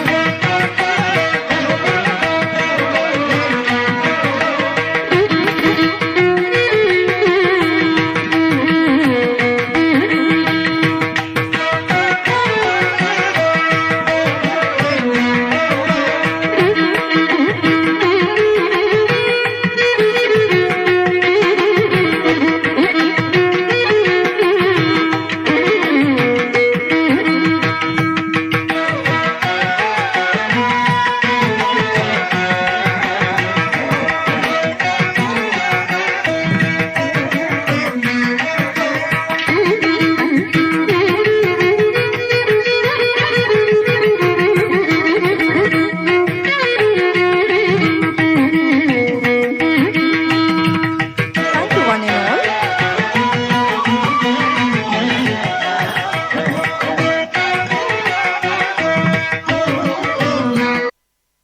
We are privileged to invite Honorable Chairman of ATMECE, Shri L. Arun Kumar Sir, whose steadfast leadership and unwavering support have been the cornerstone of growth of empowering initiatives like this faculty development program have been truly commendable. Sir, we respectfully invite you to deliver the presidential address and share your visionary insights with us.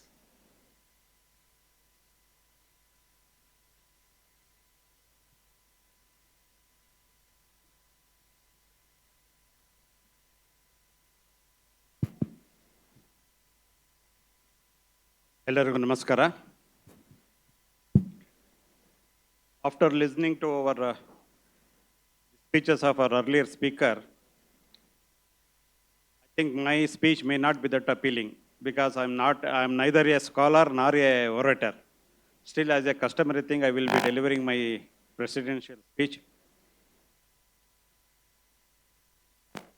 Respected dignitaries on the dais, esteemed guests, faculty members and dear students. It's my privilege to be part of this inaugural ceremony of 3-day workshop on Indian knowledge system. We are blessed by the divine presence of Swamiji Vireshananda Saraswati, whose spiritual wisdom inspires all of us every time we listen to him. I think this is the 5th or 6th visit Swamiji is we are having Swamiji on our campus. We would like to associate with you, Swamiji, forever. We are also honored to have with us as a chief guest, Dr. Rajiv Kumar, Member Secretary, AICTE, along with esteemed guest of honors, Dr. Ashish Srivatsava from IUCTE, Banaras Hindu University, Dr. Shobita Satish, National Secretary of Vidya Bharati Ucha Shikshana Samsthan, and Shri Krishna Prasad, State Coordinator, again Vidya Bharati Ucha Shikshana Samsthan. All your presence enriches this event, and we truly appreciate your time. Coming to this 3-day workshop on Indian knowledge system, I think I understood that this is the result of collective efforts of ATMECE and Inter-University Center for Teachers Education of Banaras Hindu University and Vidya Bharati Ucha Shikshana Samsthana, who have come together with a shared vision of promoting Indian knowledge system. I sincerely appreciate their partnership and commitment to this noble cause, and a special note of appreciation goes to the dedicated organizers, Dr. Bhagyashri and Dr. Praveen, for their effort in organizing this 3-day workshop.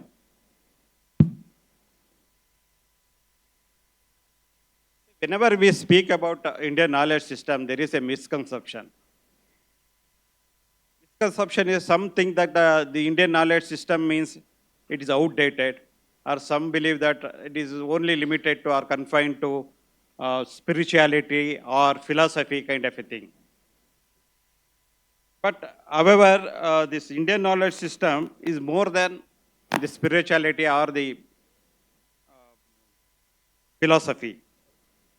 It encompasses Gnan, that is knowledge, Vignan, the science, and Jivan Darshan, the philosophy of life, which have evolved through experience, observation, experimentation, and rigorous analysis. This tradition has influenced various domains, including science, mathematics, medicine, architecture, even the governance.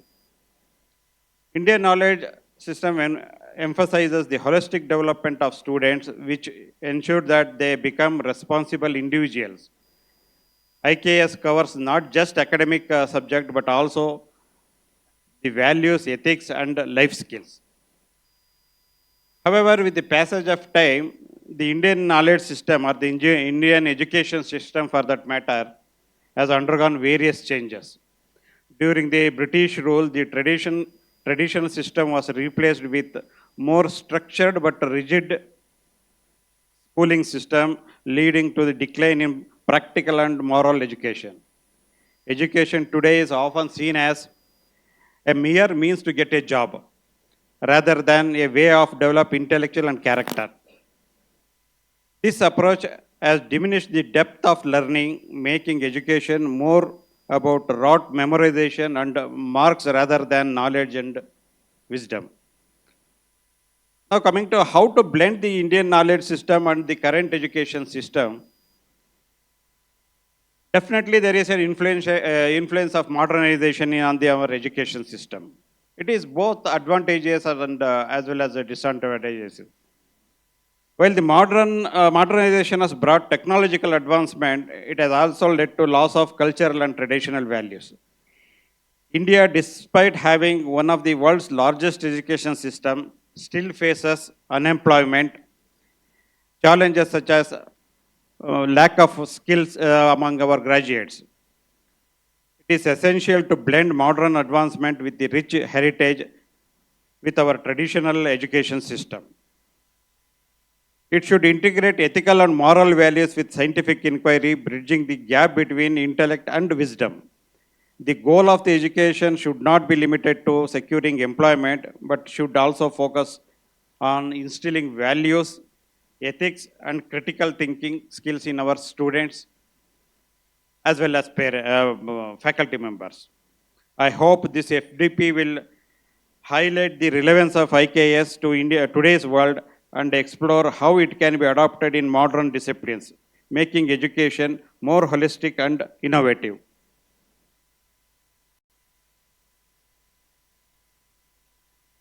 Coming to ATMECE, I believe we have started integrating this IKS system in our learning methodologies.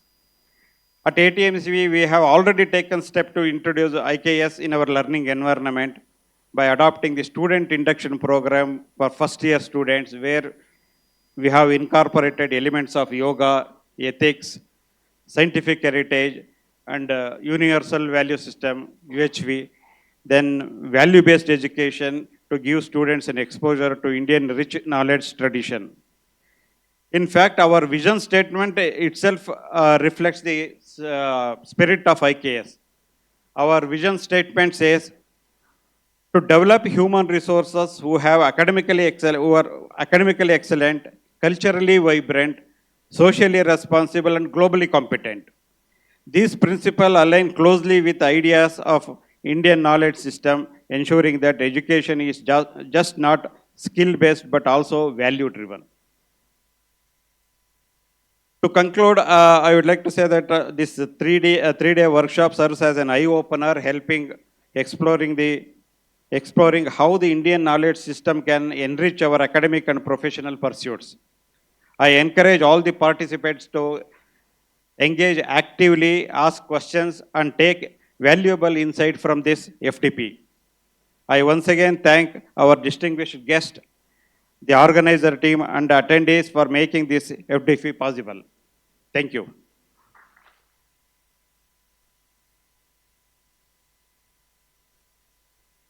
Thank you, sir, for your inspiring words and invaluable guidance. To formally conclude the inaugural function of this three-day national level faculty development program on the Indian knowledge system, I now invite Dr. Bhagyashree SR, Dean Research, ATMECE, to deliver the oath of thanks. Namaste, Shubha Pratakala. Rabindranath Tagore beautifully captures the essence of service and gratitude. It is through shared knowledge and selfless contributions that we truly grow. With this thought, I, Dr. Bhagyashree SR, Dean Research and Professor, Department of EC, ATME College of Engineering, feel honored and privileged to extend my heartfelt gratitude to each of our esteemed guests, dignitaries, and participants for their invaluable contribution to the three-day national level faculty development program on Indian knowledge system, organized by ATMECE in collaboration with Vidya Bharati Ucha Shikshana Samsthan, Karnataka, Bengaluru, and in academic partnership with Inter-University Center for Teacher Education, Banaras Hindu University, Varanasi. Mata Shri Sharda Devi's sayings reminds us, holy men are born on earth to show people the way to God. They teach differently. There are many paths leading to the same goal. Therefore, the teachings of all the saints are true. Today, we are fortunate to be in the divine presence of Sri Vireshananda Saraswati Swamiji, who belong to the lineage of Swami Vivekananda. I am profoundly grateful to His Holiness, Sri Vireshananda Saraswati Swamiji, Ramakrishna Vivekananda Ashrama Tumkuru. Swamiji has made time for this program despite of his busy schedule. Swamiji, your spiritual wisdom and enlightening words have set the perfect tone for this program. Thank you for your discerned presence. We are blessed indeed. There is a difference between simply existing and truly living. I sincerely thank Dr. Rajiv Kumar, Member Secretary, AICTE, New Delhi. Sir, your visionary leadership and forward-thinking approach to technical education has provided valuable insights for all of us and made our professional lives truly living. We are indeed grateful to AICTE for taking all the initiatives for the betterment of teaching and student fraternity. At this juncture, with humility, I would like to mention that we at ATMECE are actively participating in all the AICTE initiatives and are enjoying the journey as co-explorers. Thanks a lot, sir. I'm grateful to Dr. Ashish Srivastava, Professor and Dean, Academic and Research Higher Education Policy, IUCTE BHU Varanasi. Sir, your deep knowledge and commitment to research have enriched this gathering. We are grateful to you, IUCTE, for being our academic partner in convening this event. The 1,000-mile journey begins by taking that first step. The Upanishad Vakya says, Sahaviryam Karavavahi. May we work together to attain greater energy. We pray the Almighty to give that energy to both the organizations so that we can collaborate and help by making our little contribution to our nation, Bharat, the Vishwaguru. Thanks for gracing the occasion, sir. I wish to acknowledge Dr. Shobita Satish, National Secretary, VBUSS. Ma'am, your dedicated efforts and commitment to integrating traditional wisdom with modern education are truly commendable. Thanks for being with us today.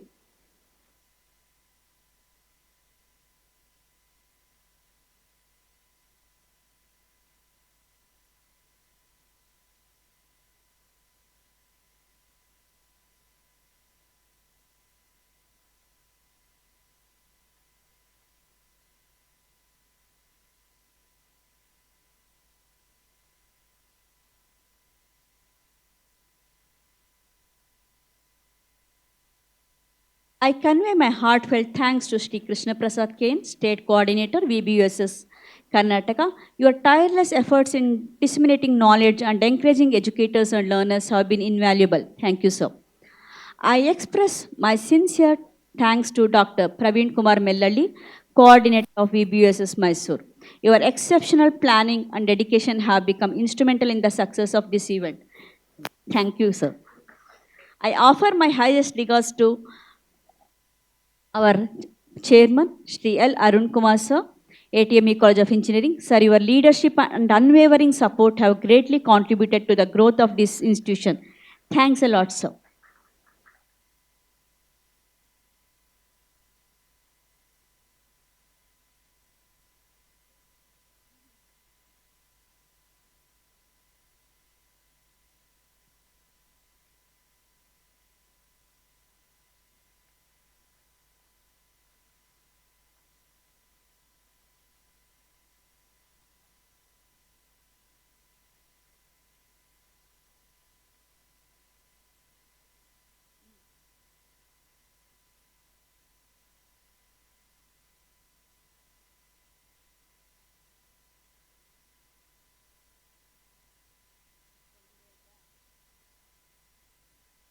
I extend my heartfelt gratitude to Shri L. Arun Kumar, Honorable Chairman, ATME College of Engineering, Mysore. Sir, your leadership and unwavering support have greatly contributed to the growth of this institution. Thank you, sir.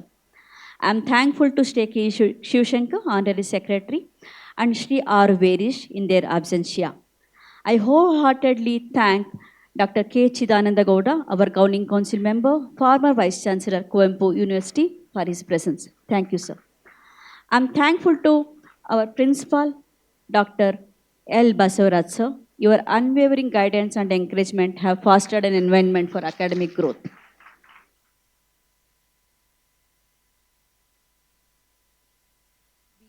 We especially appreciate our esteemed speakers whose expertise on various aspects of the Indian knowledge system will be of immense value to all the participants. I would like to express my gratitude to the management of other institutions for deputing their staff for this 3 days faculty development program. I sincerely thank the HODs, deans, faculty members, technical and non-teaching staff of ATMECE for their cooperation, dedication and enthusiasm in making this program successful. I thank all the participants for their engagement, curiosity and eagerness to learn. Your presence has made this program more meaningful, and we look forward to insightful discussions ahead. I also thank the media representatives for their support in covering this event and helping us reach a wider audience.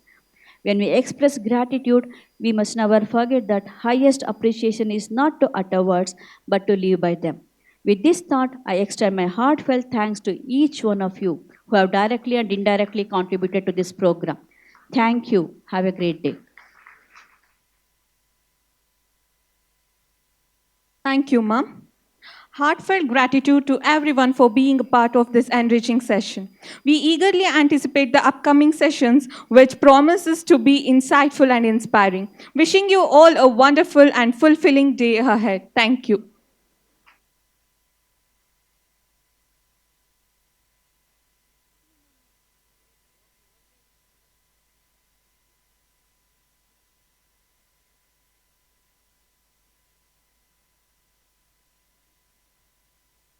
I request all the dignitaries to occupy the front seat as we proceed with the keynote address from Sri Vireshananda Saraswati Swamiji.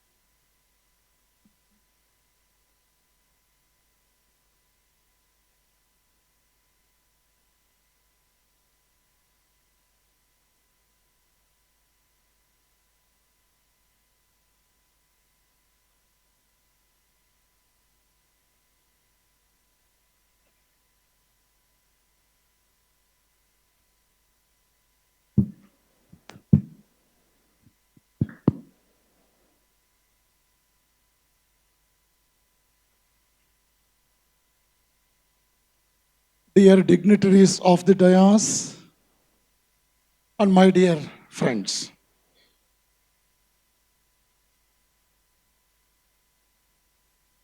Our chief coordinator, Sister Bhagyalakshmi, when she contacted me and extended an invitation on behalf of our institution, I said I cannot make it because I have a class in Chanakya University at 2:45 today afternoon. I am a visiting professor in Chanakya University teaching life and philosophy of Vivekananda as an open elective subject being recommended under NEP. I served Nrupatunga University for 4 semesters. I could teach the same subject for 600 students, out of which more than 27 students secured 100 out of 100 in the subject of life and philosophy of Vivekananda. Dr. Srinivas Balliji, the then Vice Chancellor, later on after his retirement, when he joined Chanakya University, he again extended an invitation to me to be a part of the institution, the teaching fraternity, I gladly accepted. Every Wednesday, I have the class between 2:45 and 4:45. I am blessed with 80 wonderful students from 23 states of India. Okay. So I am a student. I sincerely submit, I am not only a teacher, I am a student. I am not only a spiritual teacher, I am a regular teacher in the midst of the younger generation. While they introduced me, they gave every minutest detail about me, and they have forgotten one most important information. After bringing that into kind notice of yours, I shall do justice to my subject. Our Arun Kumarji and myself, we studied in the same engineering college. He was senior to me by 3 years. And later on, I came to know that he studied in the same college, of course, branch of the civil engineering. Professor Nagaraj was there, Timmegoda was there, yes. Professor S.T. Nagaraj was our principal in those days, a great man. And whenever Arun extends an invitation to me, I cannot say no. So this legacy has continued. This is the 6th time I have come to the institution. I love this institution because we have plenty of very positive, power of positivity in the campus. The teachers, the principal, they all aim at making our children not only intellectually giants, but also humanistically.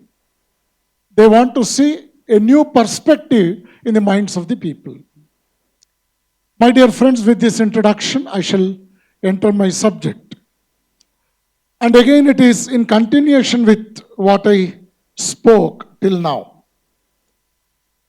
Swami Vivekananda, perhaps the greatest model, the icon for all the younger generation, not only in India, even in overseas, I have seen. Because upon invitation, I was guest on the dais in Italy during 150th birth anniversary of Vivekananda. I released a book in Italian language pertaining to the life and teachings of Vivekananda. See, these are all the things, experience what I could gain in the past 35, 36 years of my spiritual life. Vivekananda is an authority. The words of Vivekananda is honored everywhere. While mentioning about the modernization, my brother Arun Kumarji wonderfully mentioned about we have to culminate the ideas of our ancient India with the contemporary world. He mentioned one beautiful word, modernization. He mentioned about that.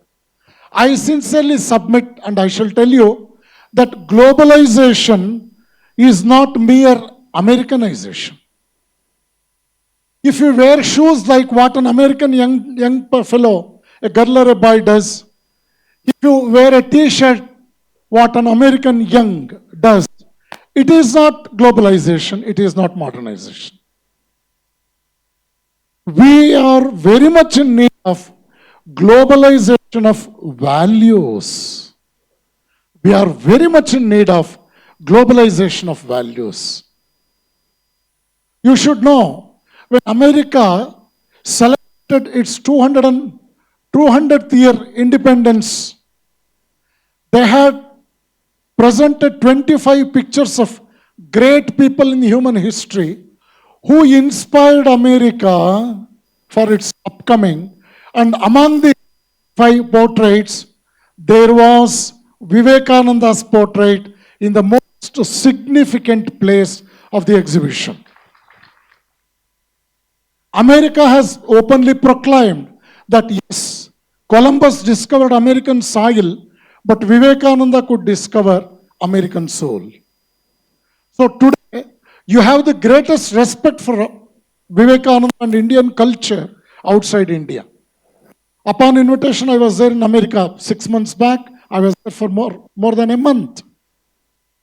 And since I am running shortage of time, I shall not prolong those details. Well, let us see, God willing, if I come next time, I shall share my experiences in the overseas, what I learned from them, and what is really surprising for me during my more than 10 times I have visited 15 countries upon invitation.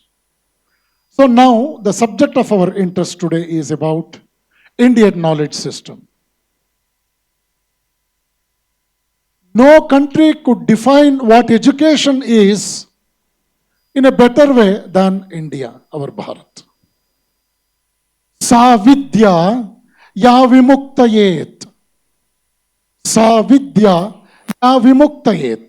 When I address students of Genova University in Italy, after the lecture, one professor by name Professor Bruno Barb, you can search for him in Google, Professor Bruno Barb, in his words of thanks, he said, this is the beauty of Indian philosophy, the information what Swamiji uttered till now.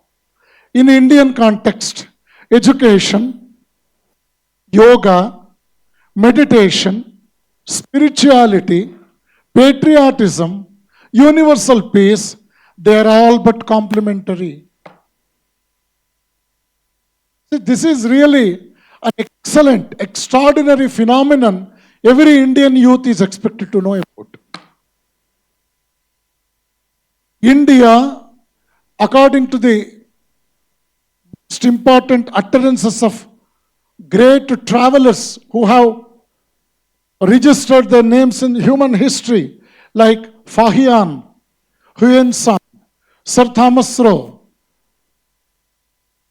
Alberani, so many people, they have invariably, beautifully, they have very reverentially mentioned their great words about Mother Bharat. To quote one or two, I shall tell. One traveler from the West, he says, the merchants of India were very trustworthy in the whole of the world. Another traveler says, the soldiers of Indian army, once they stepped in the battlefield, they never thought of getting back from the battlefield either without a victory, or they were determined to die on the battlefield rather than running away like a coward from the battlefield. 3. Another traveler says, people of India, whether rich or poor, whether educated or uneducated, to the best of their ability, they used to respect the law of the land. See, these are all the things you must very seriously consider. You must have introspection about such wonderful things, which have ultimately become the greatest reasons for the survival of India today. I shall example of England. England ruled 50 countries for several centuries, but the pathetic condition of England today is perhaps England is facing maximum problems in the global strata today than any other country. Even though they ruled 50 countries or so for centuries together, today they could not sustain that peace, security, or anything pertaining to their own survival. So England is the most suffering country today in spite of grabbing wealth from more than 50 countries of the world. You just imagine when Swami Vivekananda was a wandering monk in India, he traveled along the length and breadth of the country for 6 years after the Mahasamadhi of his Guru Sri Ramakrishna. He could meet Maharajas, the Diwans, the intellectual people, people of high profile, rich people, even the scavengers on the street. We must feel very fortunate to see that Vivekananda visited Mysore state during Chamarajendra Wadiyar IV. The then Diwan was Sir K. Sheshadri Iyer. During that time, Vivekananda stayed for more than a month in Karnataka. It was earlier called as Mysore state, which has composed 7 states or districts in those days. And Vivekananda was there in Belgaum. He traveled all along the length of the state from north to south, and he stayed in Balepet, Bangalore. In Lalbagh, you have one Sir K. Sheshadri Iyer Memorial Library. Vivekananda stayed there. Swami Vivekananda was introduced to the Diwan by then one Ayurvedic doctor by name Dr. Palpu. Is there any Arya Ediga student here? Raise your hand. Don't be shy. Arya Ediga generation, Dr. Palpu belongs to Arya Ediga community. During his discussion with Dr. Palpu, Vivekananda suggested him to catch hold of a man of spiritual temperament and make him the spiritual guru of the community, because in Kerala in those days, Kerala was more or less a lunatic asylum in a bigger scale. There was so much of humiliation, exploitation of the downtrodden people in Kerala. The reasons are entirely different. You study Kerala, how much pain for the most ordinary people was there during the previous centuries. Then finally, the people of that Billava community, they could select Narayana Guru as their first spiritual reader upon the instructions of Vivekananda. And Vivekananda requested one of his spiritual friend by name Chattambi Swamiji to guide Narayana Guru for further spiritual pursuits. Today, very unfortunately, people have forgotten this event and the contribution of Vivekananda to the community of Billava and, the Ediga community, because they could get a spiritual heritage starting from Narayana Guru, being guided by Chattambi Swamiji, by the great blessings and support of Swami Vivekananda. It is being documented, properly documented. Okay. So Swami Vivekananda could study the whole country, and he could shed light on so many intellectual minds during his wandering days. And at one point of time he said, Mysore state will be most fertile land for my implementing my greater dreams in future centuries. And today it has come to reality. This December, probably Honorable Prime Minister is visiting Mysore on the occasion of the centenary of Mysore Ramakrishna Ashram, also in connection with inaugurating Viveka Smaraka in Mysore. When Vivekananda traveled in Mysore state, he advised K. Sheshadri Iyer to start schools for the downtrodden and the girls of rural places. Upon his request, places like Kollegala, and you know the place of our Diwan during Tipu's time. Purnaya's place, you know.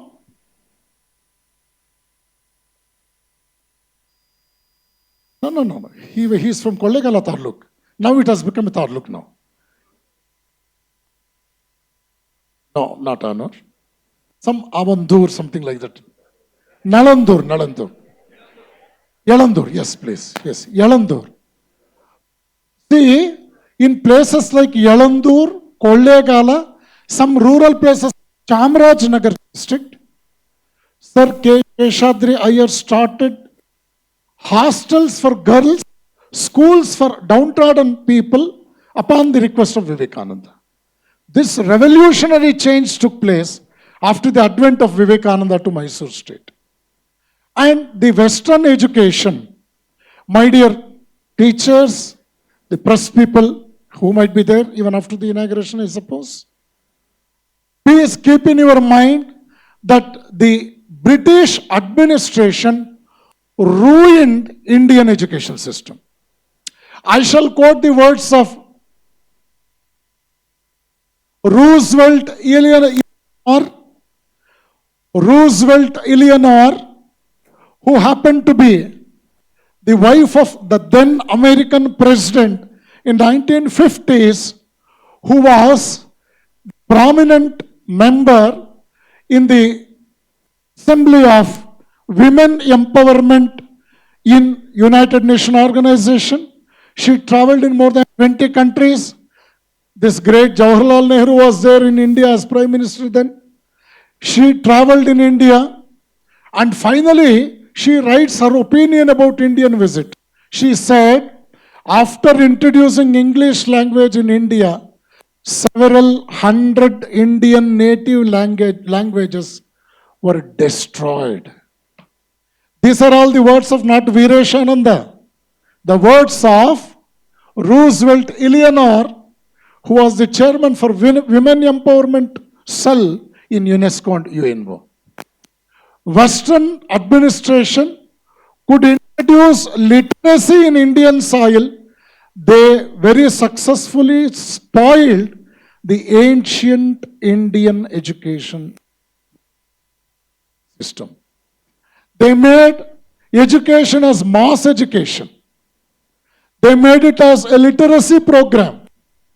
Do you know Subhash Chandra Bose threw his ICS certificate into a dustbin and jumped into freedom movement?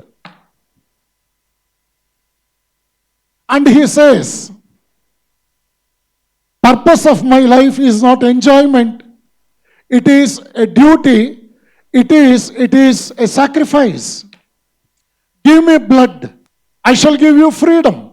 These were the words of great souls in those days who were not intoxicated by the European education system. It is a big surprise maybe for you that Raja Ram Mohan Roy was invited to London. He was very much advised to get converted. I am making it very clear because Ramakrishna Mission published one book during 200th birth anniversary of Max Muller. You come across so many details in that book. Raja Ram Mohan Roy was very much compelled to get converted, which he refused. He refused. And he was a man of social information. He could not understand Vedas and Upanishads properly. He did some good work, we'll appreciate. But when you take the true essence of Indian education system of those days, he was not successful to the extent what was expected out of him. Vivekananda was the guest of one forest officer in Belgaum by name Haripada Mitra. He was the guest of Balgangadhar Tilak in Pune. He was the guest of Harivilas Sarda, who in later years worked under Dr. B.R. Ambedkar, and he recommended, upon the request of Vivekananda a few decades back, the discussion that went through between these two people with regard to raising the marriage age of a girl from 10 to 14. And that was introduced in our constitution, and it came under one title, Sarada Act. This Sarada Act was the contribution of Harivilas Sarda, who was an Arya Sabha member, later on became an ardent disciple of Vivekananda and a staunch follower of Vivekananda too. See, these are the things I mentioned to you, only with the purpose that wherever Vivekananda went, when he came to Bangalore, he was very much inspired by Bangaloreans and their urge for knowledge. when he was traveling from Japan to America, to Yokohama to Vancouver, his co-passenger was Jamshedji Tata. He advised Tata to start science research centers in India and to facilitate Indian people to pursue research in the field of agriculture and technology. At that time, he warned not only Mysore Maharaja, but also Jamshedji Tata, but also some luminaries of those days, that you should bring modernization in Indian society, not at the cost of neglecting the great cultural heritage of this country. You should never belittle, you should never talk nonsense about Indian legacy with to culture and its civilization. Vivekananda was very much bent upon defining education as the beautiful bridge in between three civilizations. When I induct myself as a student to a university, I study the previous civilization. Taking that knowledge into consideration, I study the contemporary civilization. And finally, I contribute something to the future civilization. So like that, Vivekananda said, today's digestion of yours is because of your yesterday's food. And ultimately, it will be the strength for tomorrow's life. So don't neglect, don't ignore any good things from any part of the world. At the same time, never belittle your own ancient ideas, your own virtues, what your country has followed from time immemorial. In 2014, when International Yoga Day was introduced, I called one of my childhood friend belonging to another religion. I told him, so we are fast approaching the International Yoga Day, the first International Yoga Day in human history. You must do yogasana on that day. He said, my friend, I shall do all the yogasanas except Surya Namaskara. We don't believe in Surya. I said, my dear fool, you are my friend. I heard that you don't respect Surya. That's why you don't practice Surya Namaskara. I want to ask you a simple question.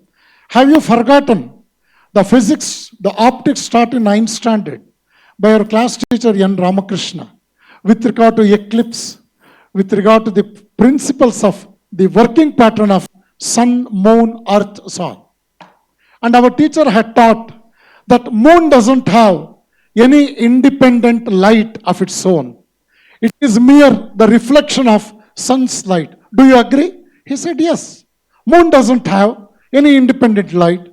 It is a reflection of sun. You believe moon. Unless and until you see moonlight, you don't celebrate your festival. This is the pathetic condition. What is that? You believe moon, but you don't believe sun. I disconnected the call. Finally, after a few minutes, he called me and said, Baba, very sorry, I shall do Surya Namaskar also. See, this is the less knowledge our younger generation possesses. They don't understand either good of India or good of West. They are the packets of the culmination, the amalgamation of bad of both. This is very unfortunate. And do you know Guru Laghava Siddhanta? Guru Laghava Siddhanta in Rig Veda. I was in Switzerland and Austria upon invitation.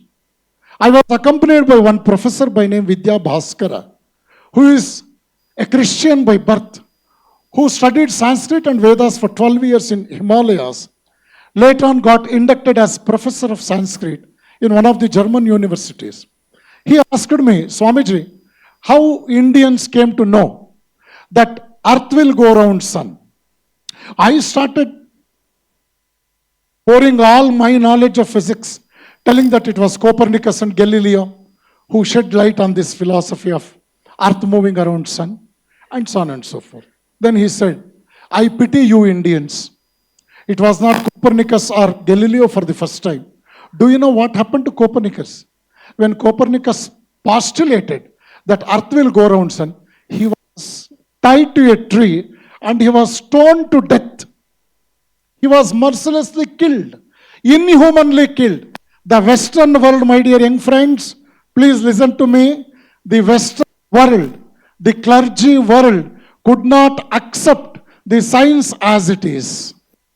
In the introduction, in the inaugural session, I mentioned about one postulate that was given to Nivedita by Vivekananda, that every science had its origin in India but developed elsewhere. This Guru Laghava Siddhanta is 3000 years old, but Copernicus and Galileo came just 200 years old. We believe Copernicus, we don't agree with what Rigveda has said with respect to Guru is sun, Laghu is earth, because earth is not even 1,000th of moon, and the Shishya has to go around Guru very reverentially doing pradakshina. In keeping this principle in mind, earth will go around sun, and that is Guru Laghava Siddhanta in physics. And this is the greatest Indian knowledge system we come across. So many things you have to your credit. In brief, I shall tell you something. With regard to architecture, many architecture students are here. With regard to architecture and town planning, Harappa and Mohenjo-daro excavations belonging to 3000 BC, that accounts to more than 5,000 years of today's time. The ancient temples and caves have shown that highly developed state of Hindu architecture and town planning was there almost 4,000 to 5,000 years ago. This is our contribution to the field of architecture. Some people are talking. If you are not interested, you can go out. It's more wise to go out rather than elders asking you to go out. If the same thing continues, you will be made to go out. Okay. Keep in mind that you are not useless. You are not nobody here. You are somebody here. You have been respectably seated. You have been given so much of opportunities to know much about things. You must make the best use of time. Very pathetic. You are clinging to only answer 6 questions out of 10. ಪಾಠ ಮಾಡೋ ಮೇಷ್ಟ್ರಿಗಿಂತ copy ಮಾಡಿಸೋ ಮೇಷ್ಟ್ರು powerful.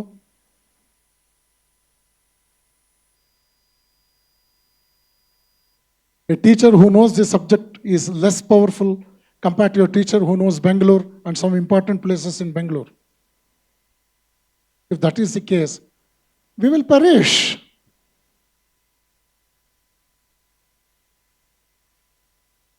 See, there is a beautiful, beautiful dictum in English. Wonderful dictum in English. The greatest secret of success in anybody's life is dependent on the matter of choice. The greatest secret of success in anybody's life is dependent on the matter of choice. Don't you feel this is an excellent sentence? The continuation is, the toughest task in anybody's life is choice. Continuation.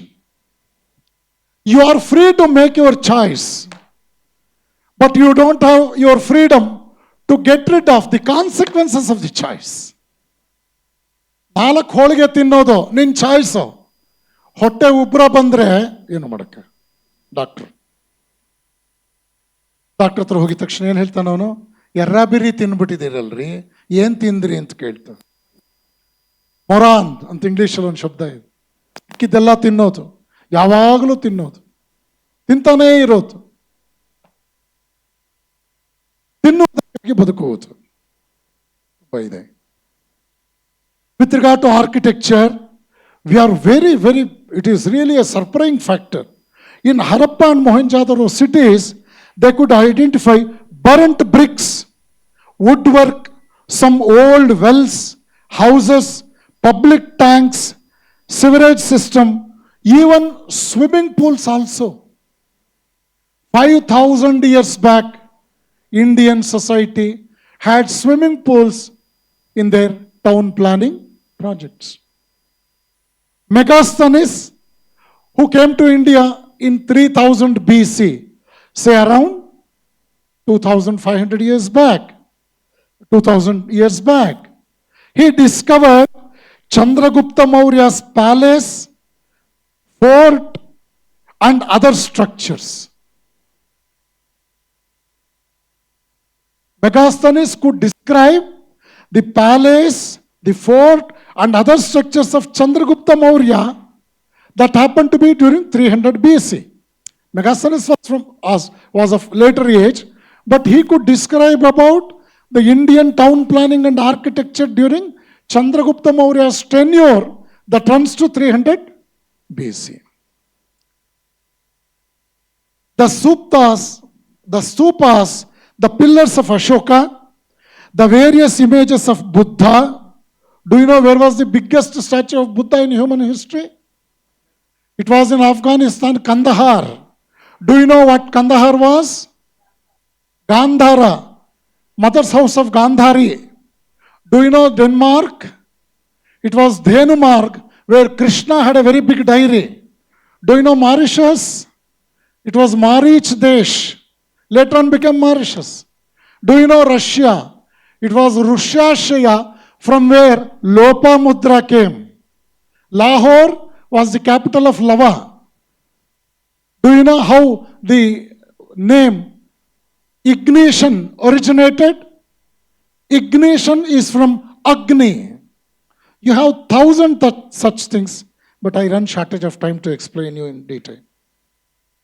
You have the cave architecture of Mayura's time being recorded by Megasthenes.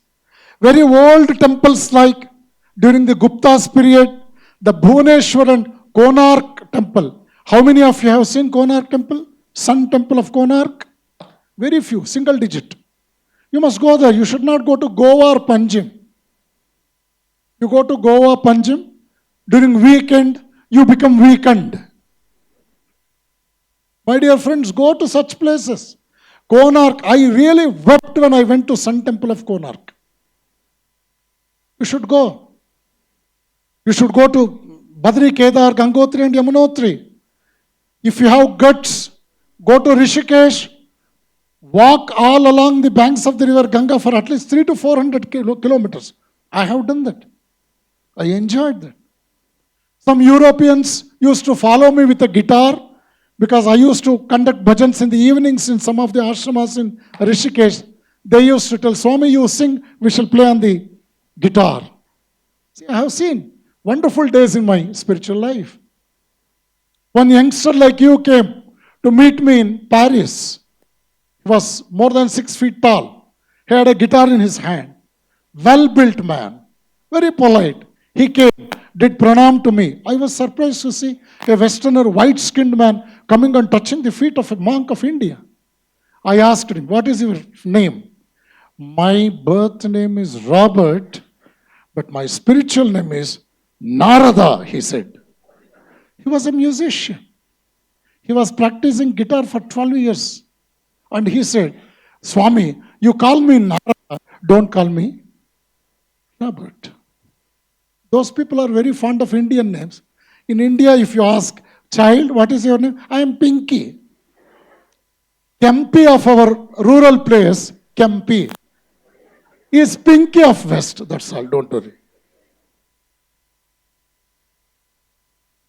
In South India, the Pallava temple, Chola temple, Vijayanagara temple, Nayaka's temple of 17th century, Badami temple, they speak about the grandeur and gaiety of temple architecture of our country. Just to see one temple, one excellent temple in Tamil Nadu, you need at least 1 week. You just go in front of the temple, you take a selfie, you are either fond of selfie or you are mere selfish. That's all. I was in Austria in a place called Vienna. Vienna is a place where Napoleon's son was born. You have heard of Motorola? Motorola mobile head office is in Vienna. I visited Napoleon's palace also. There I met one Austrian girl who had changed her name to Amala. Spiritual name is Amala. She said, Swami, I have embraced sannyas. My desire in my life, ultimate desire is to come down to India. I want to walk down from Gangotri till Ganga merges with sea near Belur Math in Kolkata. So that accounts around more than 2,600 kilometers journey. And if I do that, I feel I am contented with the purpose of my life. This was the opinion of a young girl who was 28, within 30 years of age, who very happily proclaimed that moving all along the banks of the river Ganga is her ultimate goal of life. After architecture, I shall touch about astronomy. Astronomy is a very popular subject in India. When Vedic sacrifices gained very much importance, sages determined correct timing for performing such sacrifices. This gave rise to a new branch of knowledge called Jyotishya, which was deemed as Vedanga, a subsidiary science for Vedas. This was the origin of Hindu astronomy. It dates back to 1400 BC, almost 3,500 years. The ancient rishis could find out that Earth is round, it rotates on its own axis, and also around the sun. Number two, astronomy could explain that sunlight has got 7 colors, Vibgayar.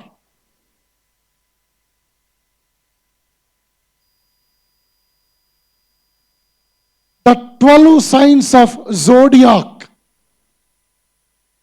There are 360 days in a year. Number of days per month is 29.76 to 2 days. Do you know about Panchanga? You get me Panchanga of today. I shall tell you on which day the full moon day will occur after 365 years. 370 years, new moon day. You want that? We can calculate. That is pure science. Panchanga nambi kedbedro. Foolish. Foolish people talk like that. You get me one Panchanga, Vantinkuppal I am very familiar with. Mysore Vantinkuppal Panchanga. You get me one Panchanga. I shall tell you after 1300 years on which day exactly full moon day will occur. I shall calculate and show to you. See, this was the accuracy of Indians, ancient Indians. Excellent, perfect mathematics. Do you agree that music is a perfect mathematics? Sari, Gama, Pada, Ni, Sapta Swaras. According to one raga, tala only, you have to play on the instrument. It is according to mathematics. It is something like y is equal to mx plus c. The formula of a straight line with beautiful time coordinates. Next is botany. Generally, whenever I speak about botany, I used to remember my teacher, Mr. Gokul and Rudramani of National College, Basavanagudi, who are my favorite teachers in botany in those days. In botany, they used to define the bean seed. They used to write on the blackboard the picture of a bean seed, and immediately they used to tell, Makkale, bean seed hagirutte gotta, kidney idhagirutte. Next period, we used to have zoology class, especially the chutney. The teacher will write the beautiful picture of a kidney and he used to say, kidney hagirutte gotta, bean seed iddagirutte. So comparison is this. They cannot give another example.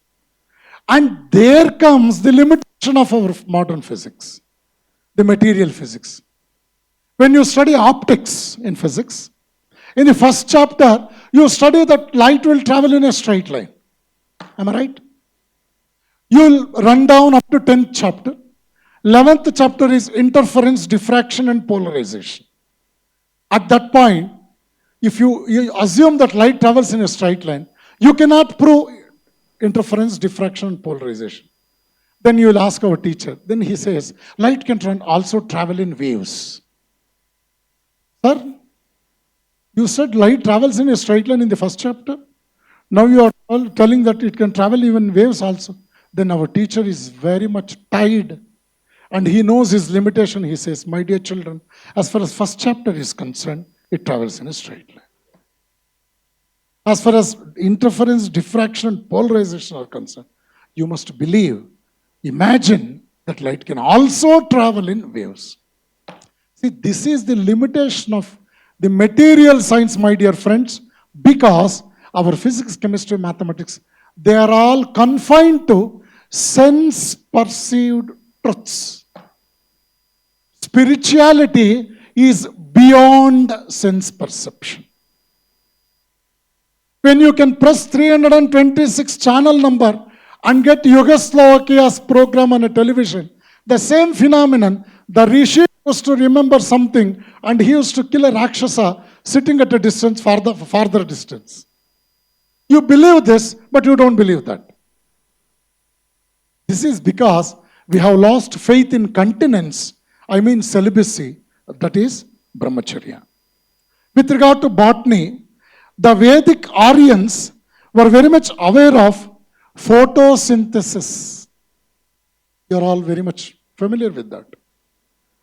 Kautilya's Arthashastra, that is referred to 300 BC, it says,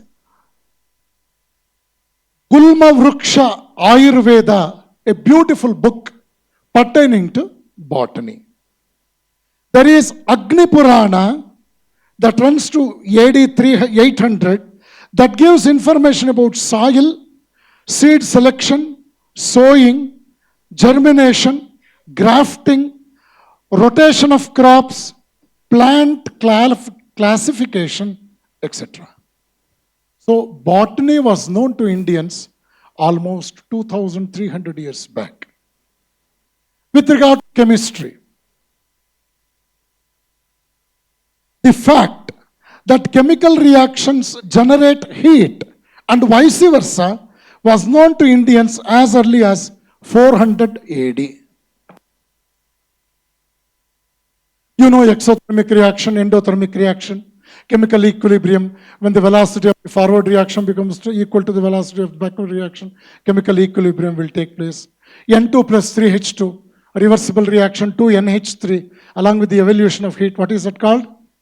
Haber's process. I studied it 43 years here.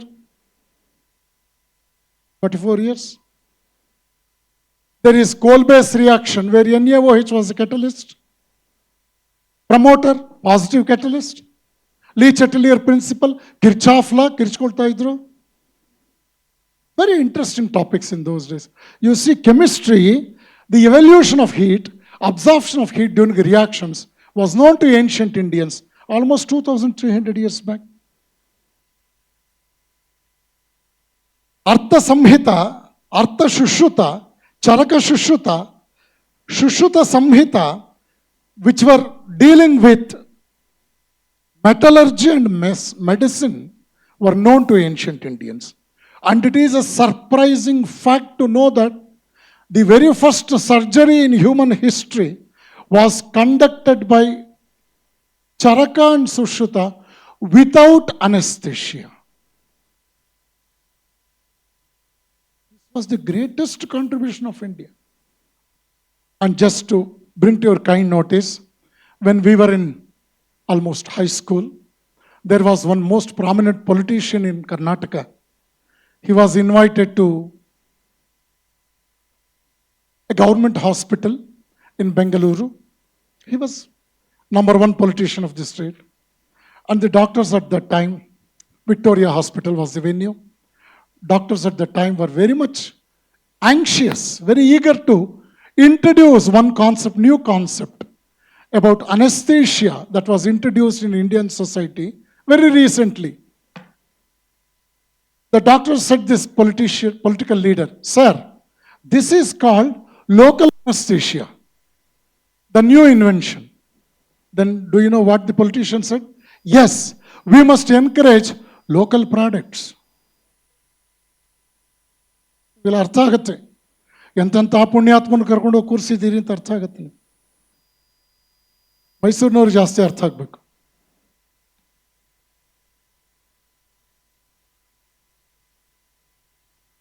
ಮೊನ್ನೆ ಒಬ್ಬ ಪುಣ್ಯಾತ್ಮ board ಮೇಲೆ ಬರೆದ, ನಿಮಗೆ ಶಬವಾಗಲಿ. ಆಗೋಯ್ತು ಶಬ. ನಾನು ಯಾವ ಭಾಷೆಯಲ್ಲಿ ಯಾವ ಇದು ಬರ್ತದೆ, ಯಾಕೆಂತಂದ್ರೆ ನಮಗೆ ಗೊತ್ತಿಲ್ಲದಲ್ಲೇ ಇರೋ ಕೆಲವು ಶಬ್ದಗಳಿರುತ್ತೆ. ಆಮೇಲೆ ಗೊತ್ತಾಯ್ತು ಅದು ಅವ್ರಿಗೆ ಗೊತ್ತಿಲ್ಲದಲ್ಲೇ ಇರೋ ಶಬ್ದ ಅಂತ. 1992, Bangarappa was chief minister. There was one Kannada culture minister in Karnataka. He was traveling towards Dharwad. Immediately he asked his IAS officer, the private secretary, Dharwada ಏನಕ್ಕೆ ಫೇಮಸ್ಸು? ಸರ್, ದಾರಾ ಬೇಂದ್ರೆ ಅವರು ಅಲ್ಲೇ ಸರ್ ಹುಟ್ಟಿದ್ದು. ನಡೀರಿ ಬೇಂದ್ರೆ ಅವ್ರನ್ನ ಸನ್ಮಾನ ಮಾಡೋಣ, he said. Immediately this gentleman, IAS officer, IAS ಅಂತ ಬಹಳಷ್ಟು ಸಂದರ್ಭಗಳಲ್ಲಿ ಐ ಆಮ್ ಸೇಫ್ ಅಂತಲೇ, ಐ ಆಮ್ ಸೇಫ್ ಅಂತ ಅವ್ರು ಹೇಳಿದ್ರು. ಸ್ವಲ್ಪ ಬುದ್ಧಿವಂತ ಅನ್ಸುತ್ತೆ IAS ಆಫೀಸರು. ಎಲ್ಲ IAS ಆಫೀಸರ್ಸು ಬುದ್ಧಿವಂತರಾಗಿರ್ಬೇಕು ಅಂತಿಲ್ಲ, ಕೆಲವರು ಅಲ್ಲಲ್ಲಿ ಇರ್ತಾರೆ, ರಿಸ್ಕ್ ತಗೊಳ್ಳೋದಿಲ್ಲ ಕೆಲವರು, ಇರಲಿ, ಅದೆಲ್ಲ ವೆರೈಟೀಸ್. ಅವ್ರು ಹೇಳಿದ್ರು, ಸರ್ ದಾರಾ ಬೇಂದ್ರೆ ಅವ್ರನ್ನ ಸನ್ಮಾನ ಮಾಡೋಕ್ಕಾಗಲ್ಲ, ಯಾಕೆಂದರೆ ಅವ್ರು ತೀರ್ಕೊಂಡು ವರ್ಷಗಳಾಯಿತು. ಕನ್ನಡ ಆ್ಯಂಡ್ ಕಲ್ಚರ್ ಮಿನಿಸ್ಟರ್ ದಾರಾ ಬೇಂದ್ರೆ ಅವ್ರನ್ನ ಸನ್ಮಾನ ಮಾಡೋಣ ಅಂತ ಹೇಳಿದಾಗ, ದೆನ್ ಇಮಿಡಿಯೇಟ್ಲಿ ಈ ಕೆಳಗೆ ಬಿದ್ದರು ಮೀಸೆ ಮಣ್ಣಾಗಲಿಲ್ಲ ಅಂತ ಮಿನಿಸ್ಟರ್ ಸೆಡ್, ಅವ್ರು ತೀರ್ಕೊಂಡಿದ್ರೇನ್ರಿ, ಅವ್ರ ಹೆಂಡ್ತಿನ ಸನ್ಮಾನ ಮಾಡೋ ನಡೀರಿ he said. Then IAS officer said, sir ಅವ್ರಿಗಿಂತ ಮೊದಲು ಅವ್ರ ಹೆಂಡ್ತಿ ತೀರ್ಕೊಂಡಿದ್ರು ಸರ್. This is the pathetic condition of Kannada and culture. ಇನ್ನು ಶಿಕ್ಷಣ ಮಂತ್ರಿಗಳ ಬಗ್ಗೆ ನಾನು ಹೇಳಬೇಕಾದ್ದೇ ಇಲ್ಲ, ಪಾಪ ನಿಮಗೆಲ್ಲ ಚೆನ್ನಾಗಿ ಗೊತ್ತು. With due apology, professor Chidananda ಗೌಡ್ರು ಇದ್ದಾರೆ. ಒಂದ್ಸಲ ನಾನು ದಸರಾ ಉತ್ಸವ ಟಿವಿನಲ್ಲಿ ನೋಡ್ತಾ ಇದ್ದೆ. ಅವತ್ತು ಮೆರವಣಿಗೆ ಬಗ್ಗೆ ಲೈವ್ ಕಾಮೆಂಟ್ರಿ ಕೊಡ್ತಾ ಇದ್ದೆ ಒಂದು ಚಾನಲ್ನಲ್ಲಿ. ಈಗ ಮೆರವಣಿಗೆಯು ಕುವೆಂಪು ವೃತ್ತದ ಹತ್ತಿರ ಬರುತ್ತಿದೆ ಅಂತ ಹೇಳ್ದ. Kuvempu teachers, you are in plenty today in our assembly. ಕಲಿಯಲು ಆಸಕ್ತಿ ಉಳ್ಳವರೇ ಕಲಿಸಲು ಯೋಗ್ಯರು. ಬರೀ ಸೈಕ್ಲೋಸ್ಟೈಲ್ ನೋಟ್ಸ್ ಇಟ್ಕೊಂಡ್ಬಿಟ್ಟು this question appeared last time, it will not come this time, you concentrate the next question, ನಿಮ್ಮನ್ನು ಪಕ್ಕಕ್ಕೆ ಇಟ್ಬಿಡುತ್ತೆ ನಾಲೆಡ್ಜ್ ಆ್ಯಂಡ್ ವಿಸ್ಡಮ್. ಆಗೋದಿಲ್ಲ. ಕೆಮಿಸ್ಟ್ರಿ ಬಗ್ಗೆ ಹೇಳ್ತಾ ಇದ್ದೆ. ಚರಕ ಸಂಹಿತ, ಅಷ್ಟಾಂಗ ಯೋಗ, ಪತಂಜಲಿ ವಿಚಾರಗಳು, so many things they contributed their mite to Indian chemistry. With regard to mathematics, we have the greatest contribution with regard to linear equation, quadratic equation, simultaneous equation, indeterminate equation in the text like Katyayana Sutra and some other wonderful works of ancient rishis. Algebra was called Kuttaka Ganita. It was called Kuttaka Ganita earlier. So-called Pythagoras theorem was first given by Bodhayana during 600 BC. ನೋಡಿ, ಯೋಚನೆ ಮಾಡಿ. Pythagoras theorem ನಿಮಗೆಲ್ಲ ಗೊತ್ತಿದೆ. In a right angle triangle, square on the hypotenuse is equal to sum of the squares on the other two sides. Fine, ಒಳ್ಳೆ ಮೇಷ್ಟ್ರು ಪಾಠ ಮಾಡಿದ್ದಾರೆ ನಿಮಗೆ ಅಂತ ಆಯ್ತು. Brahmagupta and Bhaskara, the two, they could shed light on differential and integrated calculus.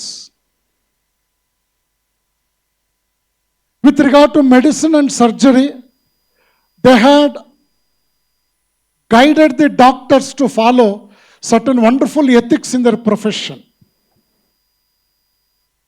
Hope you are comfortable with my talk. Am I disturbing your sleep?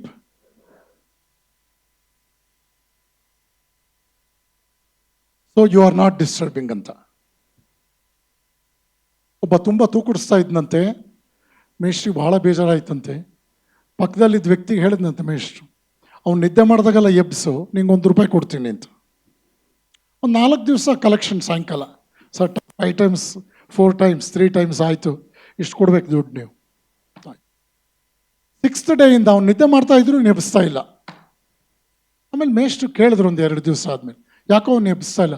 Sir ಅವ್ನು ಎಬ್ಸಿದ್ರೆ ನೀವು ₹1 ಕೊಡ್ತಾ ಇದ್ರಿ, ಅವನು ಎಬ್ಬಿಸ್ತಾ ಇದ್ರೆ ₹2 ಕೊಡ್ತಾ ಇದ್ದಾನೆ ಅಂತ ಹೇಳಿ. See the great disciplines a doctor was expected to follow in his profession. ಏನು ಅದ್ಭುತ ರೀ ಇದೆಲ್ಲ.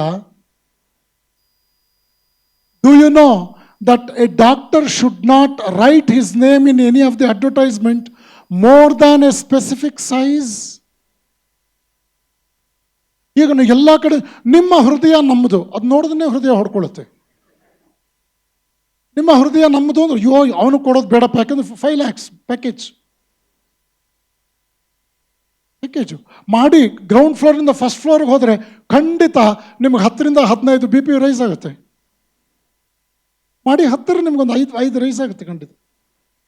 Hole America is, my dear professor Ashish ji, whole America is working, it is running under drug mafia. ಎಂಥ ಡ್ರಗ್ ಮಾಫಿಯಾ ಇದೆ ಗೊತ್ತಾ? 120/80 BP. They will make it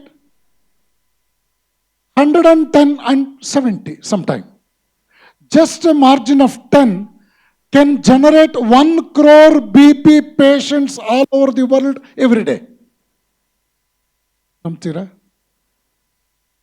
ಅದಕ್ಕೆ ನೋಡಿ sweet ಸ್ಟಾಲ್ಗಳಿಗಿಂತ medical ಶಾಪ್ಗಳೇ ಜಾಸ್ತಿ. Doctor should treat his patient to the best of his ability since they trust him with regard to their life. Vaidyo Narayano Harihi in the positive sense. Otherwise, Vaidyaha Yamaraja Sahodaraha. The two faces of the same coin.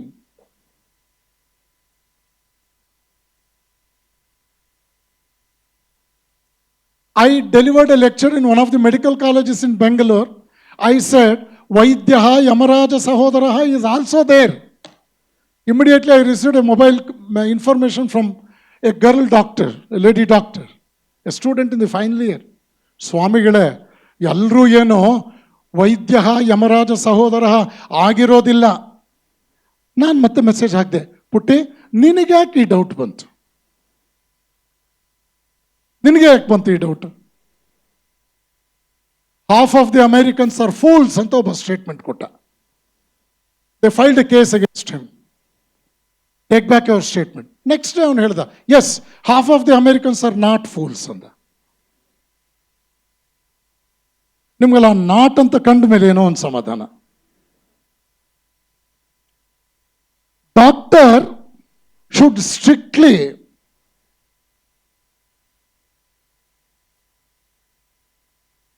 he must be very careful while treating the people of immoral and unethical nature. ಅನೈತಿಕರು, ನೀತಿಗೆಟ್ಟವರು, ಅವ್ರನ್ನ treat ಮಾಡಬೇಕಾದ್ರೆ doctor must be very careful.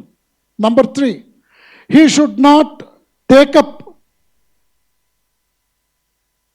the terminal cases where he is sure that death will imminent.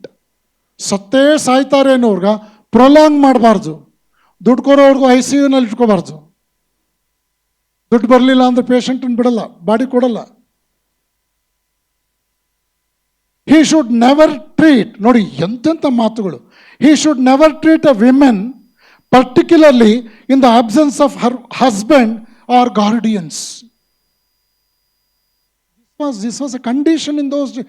I am referring to you, that was there 4,000 years back in Indian society.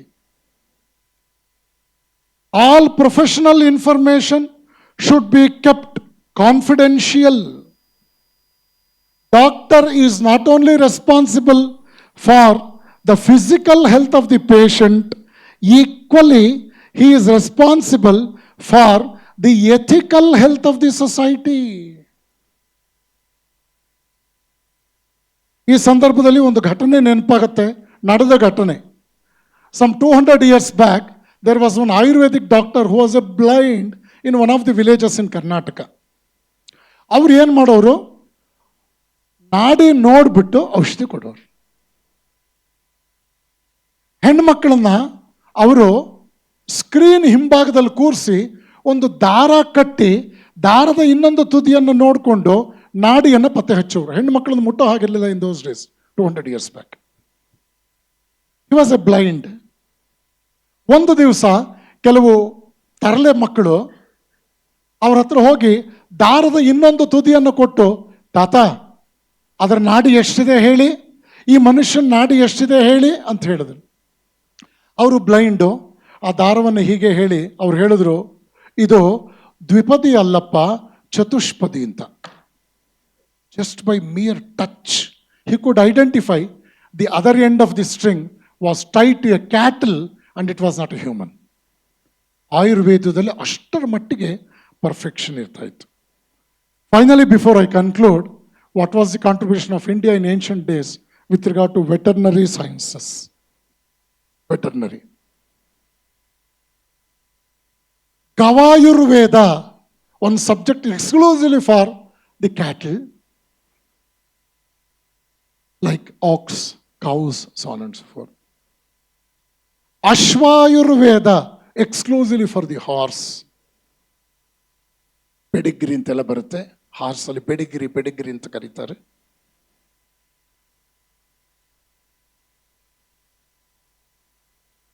Nilakanta Acharya, a great rishi of those days, and Matanga Leela, the book written by Nilakanta Acharya, dealt with animal physiology, pathology, major and minor diseases pertaining to the animal community, medical and surgical treatments, drugs and diet. 3,000 years back, ancient Indian rishis could identify diabetes in an ox, cow, in cattle. ಪ್ರಾಣಿಗಳಿಗೆ diabetes ಬರುತ್ತೆ ಅನ್ನೋದನ್ನ ಹಿಡ್ತಾ ಇದ್ರು, ಪತ್ತೆ ಹಚ್ತಾ ಇದ್ರು. It is really a surprising factor to know that there was a regular veterinary hospital in the campus of Nalanda University. See, a few things which I shared with all of you. To know more about such things, please refer one book, An Introduction to Hindu Culture, written by Most Revered Swami Harshanandaji Maharaj, who authored the concise encyclopedia of Hinduism that was released by the then President of India, Dr. APJ Abdul Kalam ji in Bangalore. An Introduction to Hindu Culture is an excellent book. I generally refer whenever I talk on such subjects. And it is a subject of great interest to know about our own country.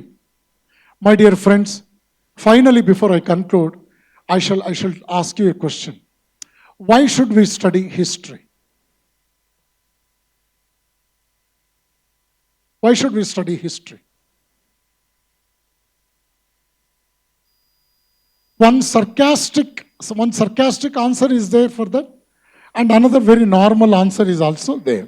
Number one, to know more and more about our previous the things that happened. And there is very true utterance, may look like sarcastic. One great man has said, what is the lesson you learn from history? You learn from history.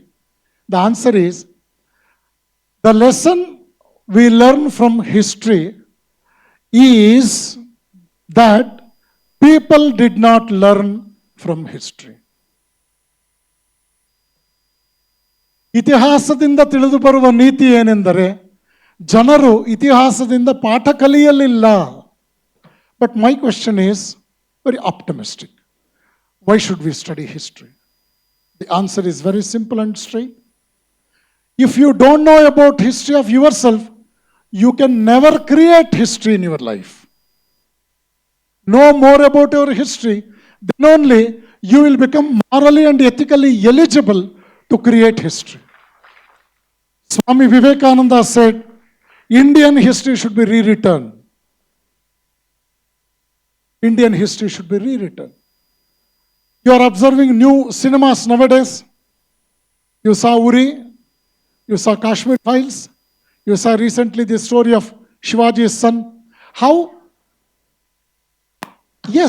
was it wrong predicted, my dear children? How much negativity was put into our minds during our schooling by the textbook authors. So Indians must rewrite the history of India. That was the wish of Vivekananda.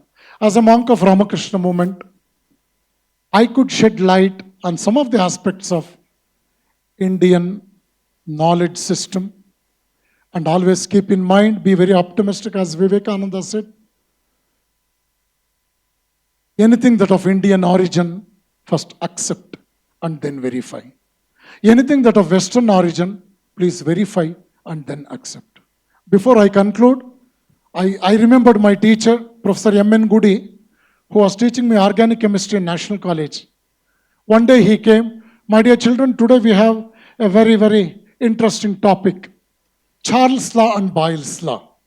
Immediately he started chanting, Akashad Vayuhu, Vayo Ragnihi, Agnerapah, Abdyaf Prithivim, Prithivyam Oshadayah, Oshadibhyonnam, Annat Purushaha. Immediately we said, sir, this is chemistry class, not Sanskrit class. Then he said, no, I am teaching Sanskrit. I am teaching chemistry. It was a big surprise for us. Then we were quiet. We were listening to him. And we were very anxious to know how he will explain. He said, Akashad Vayuhu. Akasha means Avakasha. When there is nothing, air will occupy the space. Vayo Ragnihi. When air gets heated, ultimately it results in high temperature. Agnerapah. During bulk of the day, if you experience more temperature, it is sure that you will get rains in the evening. Abdyaf Prithivim. Rain has to fall on the Mother Earth. Prithivyam Oshadayah. Earth is the only place where you can grow food grains. Annat Purushaha. Purusha means human dynasty. That is the ultimate food for our survival. So Akasha, Avakasha, temperature, pressure, water, PV is equal to nRT. They are equally internally related to each other. When there is variation in pressure and volume, ultimately there will be variation in temperature. This is Charles' Law and Boyle's Law.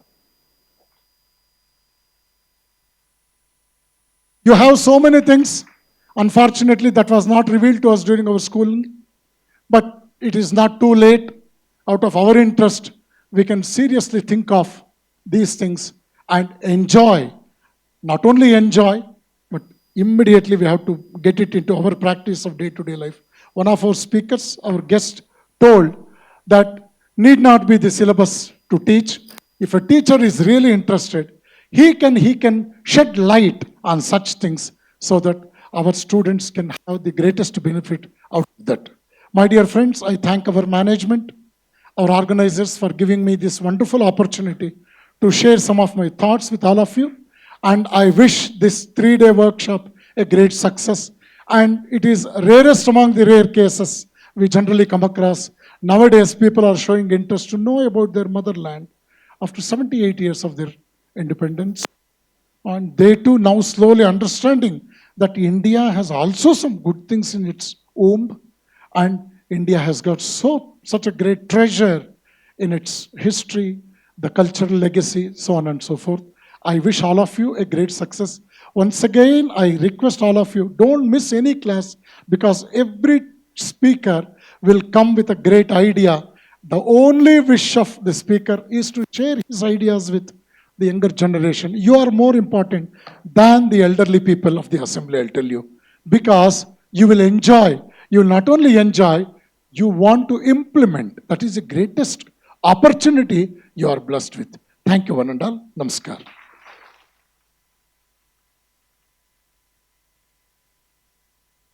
Vidya dadati vinayam, vinayam dadati patratvam, patratva dhanam apnoti, dhanam dharmya tatasukam.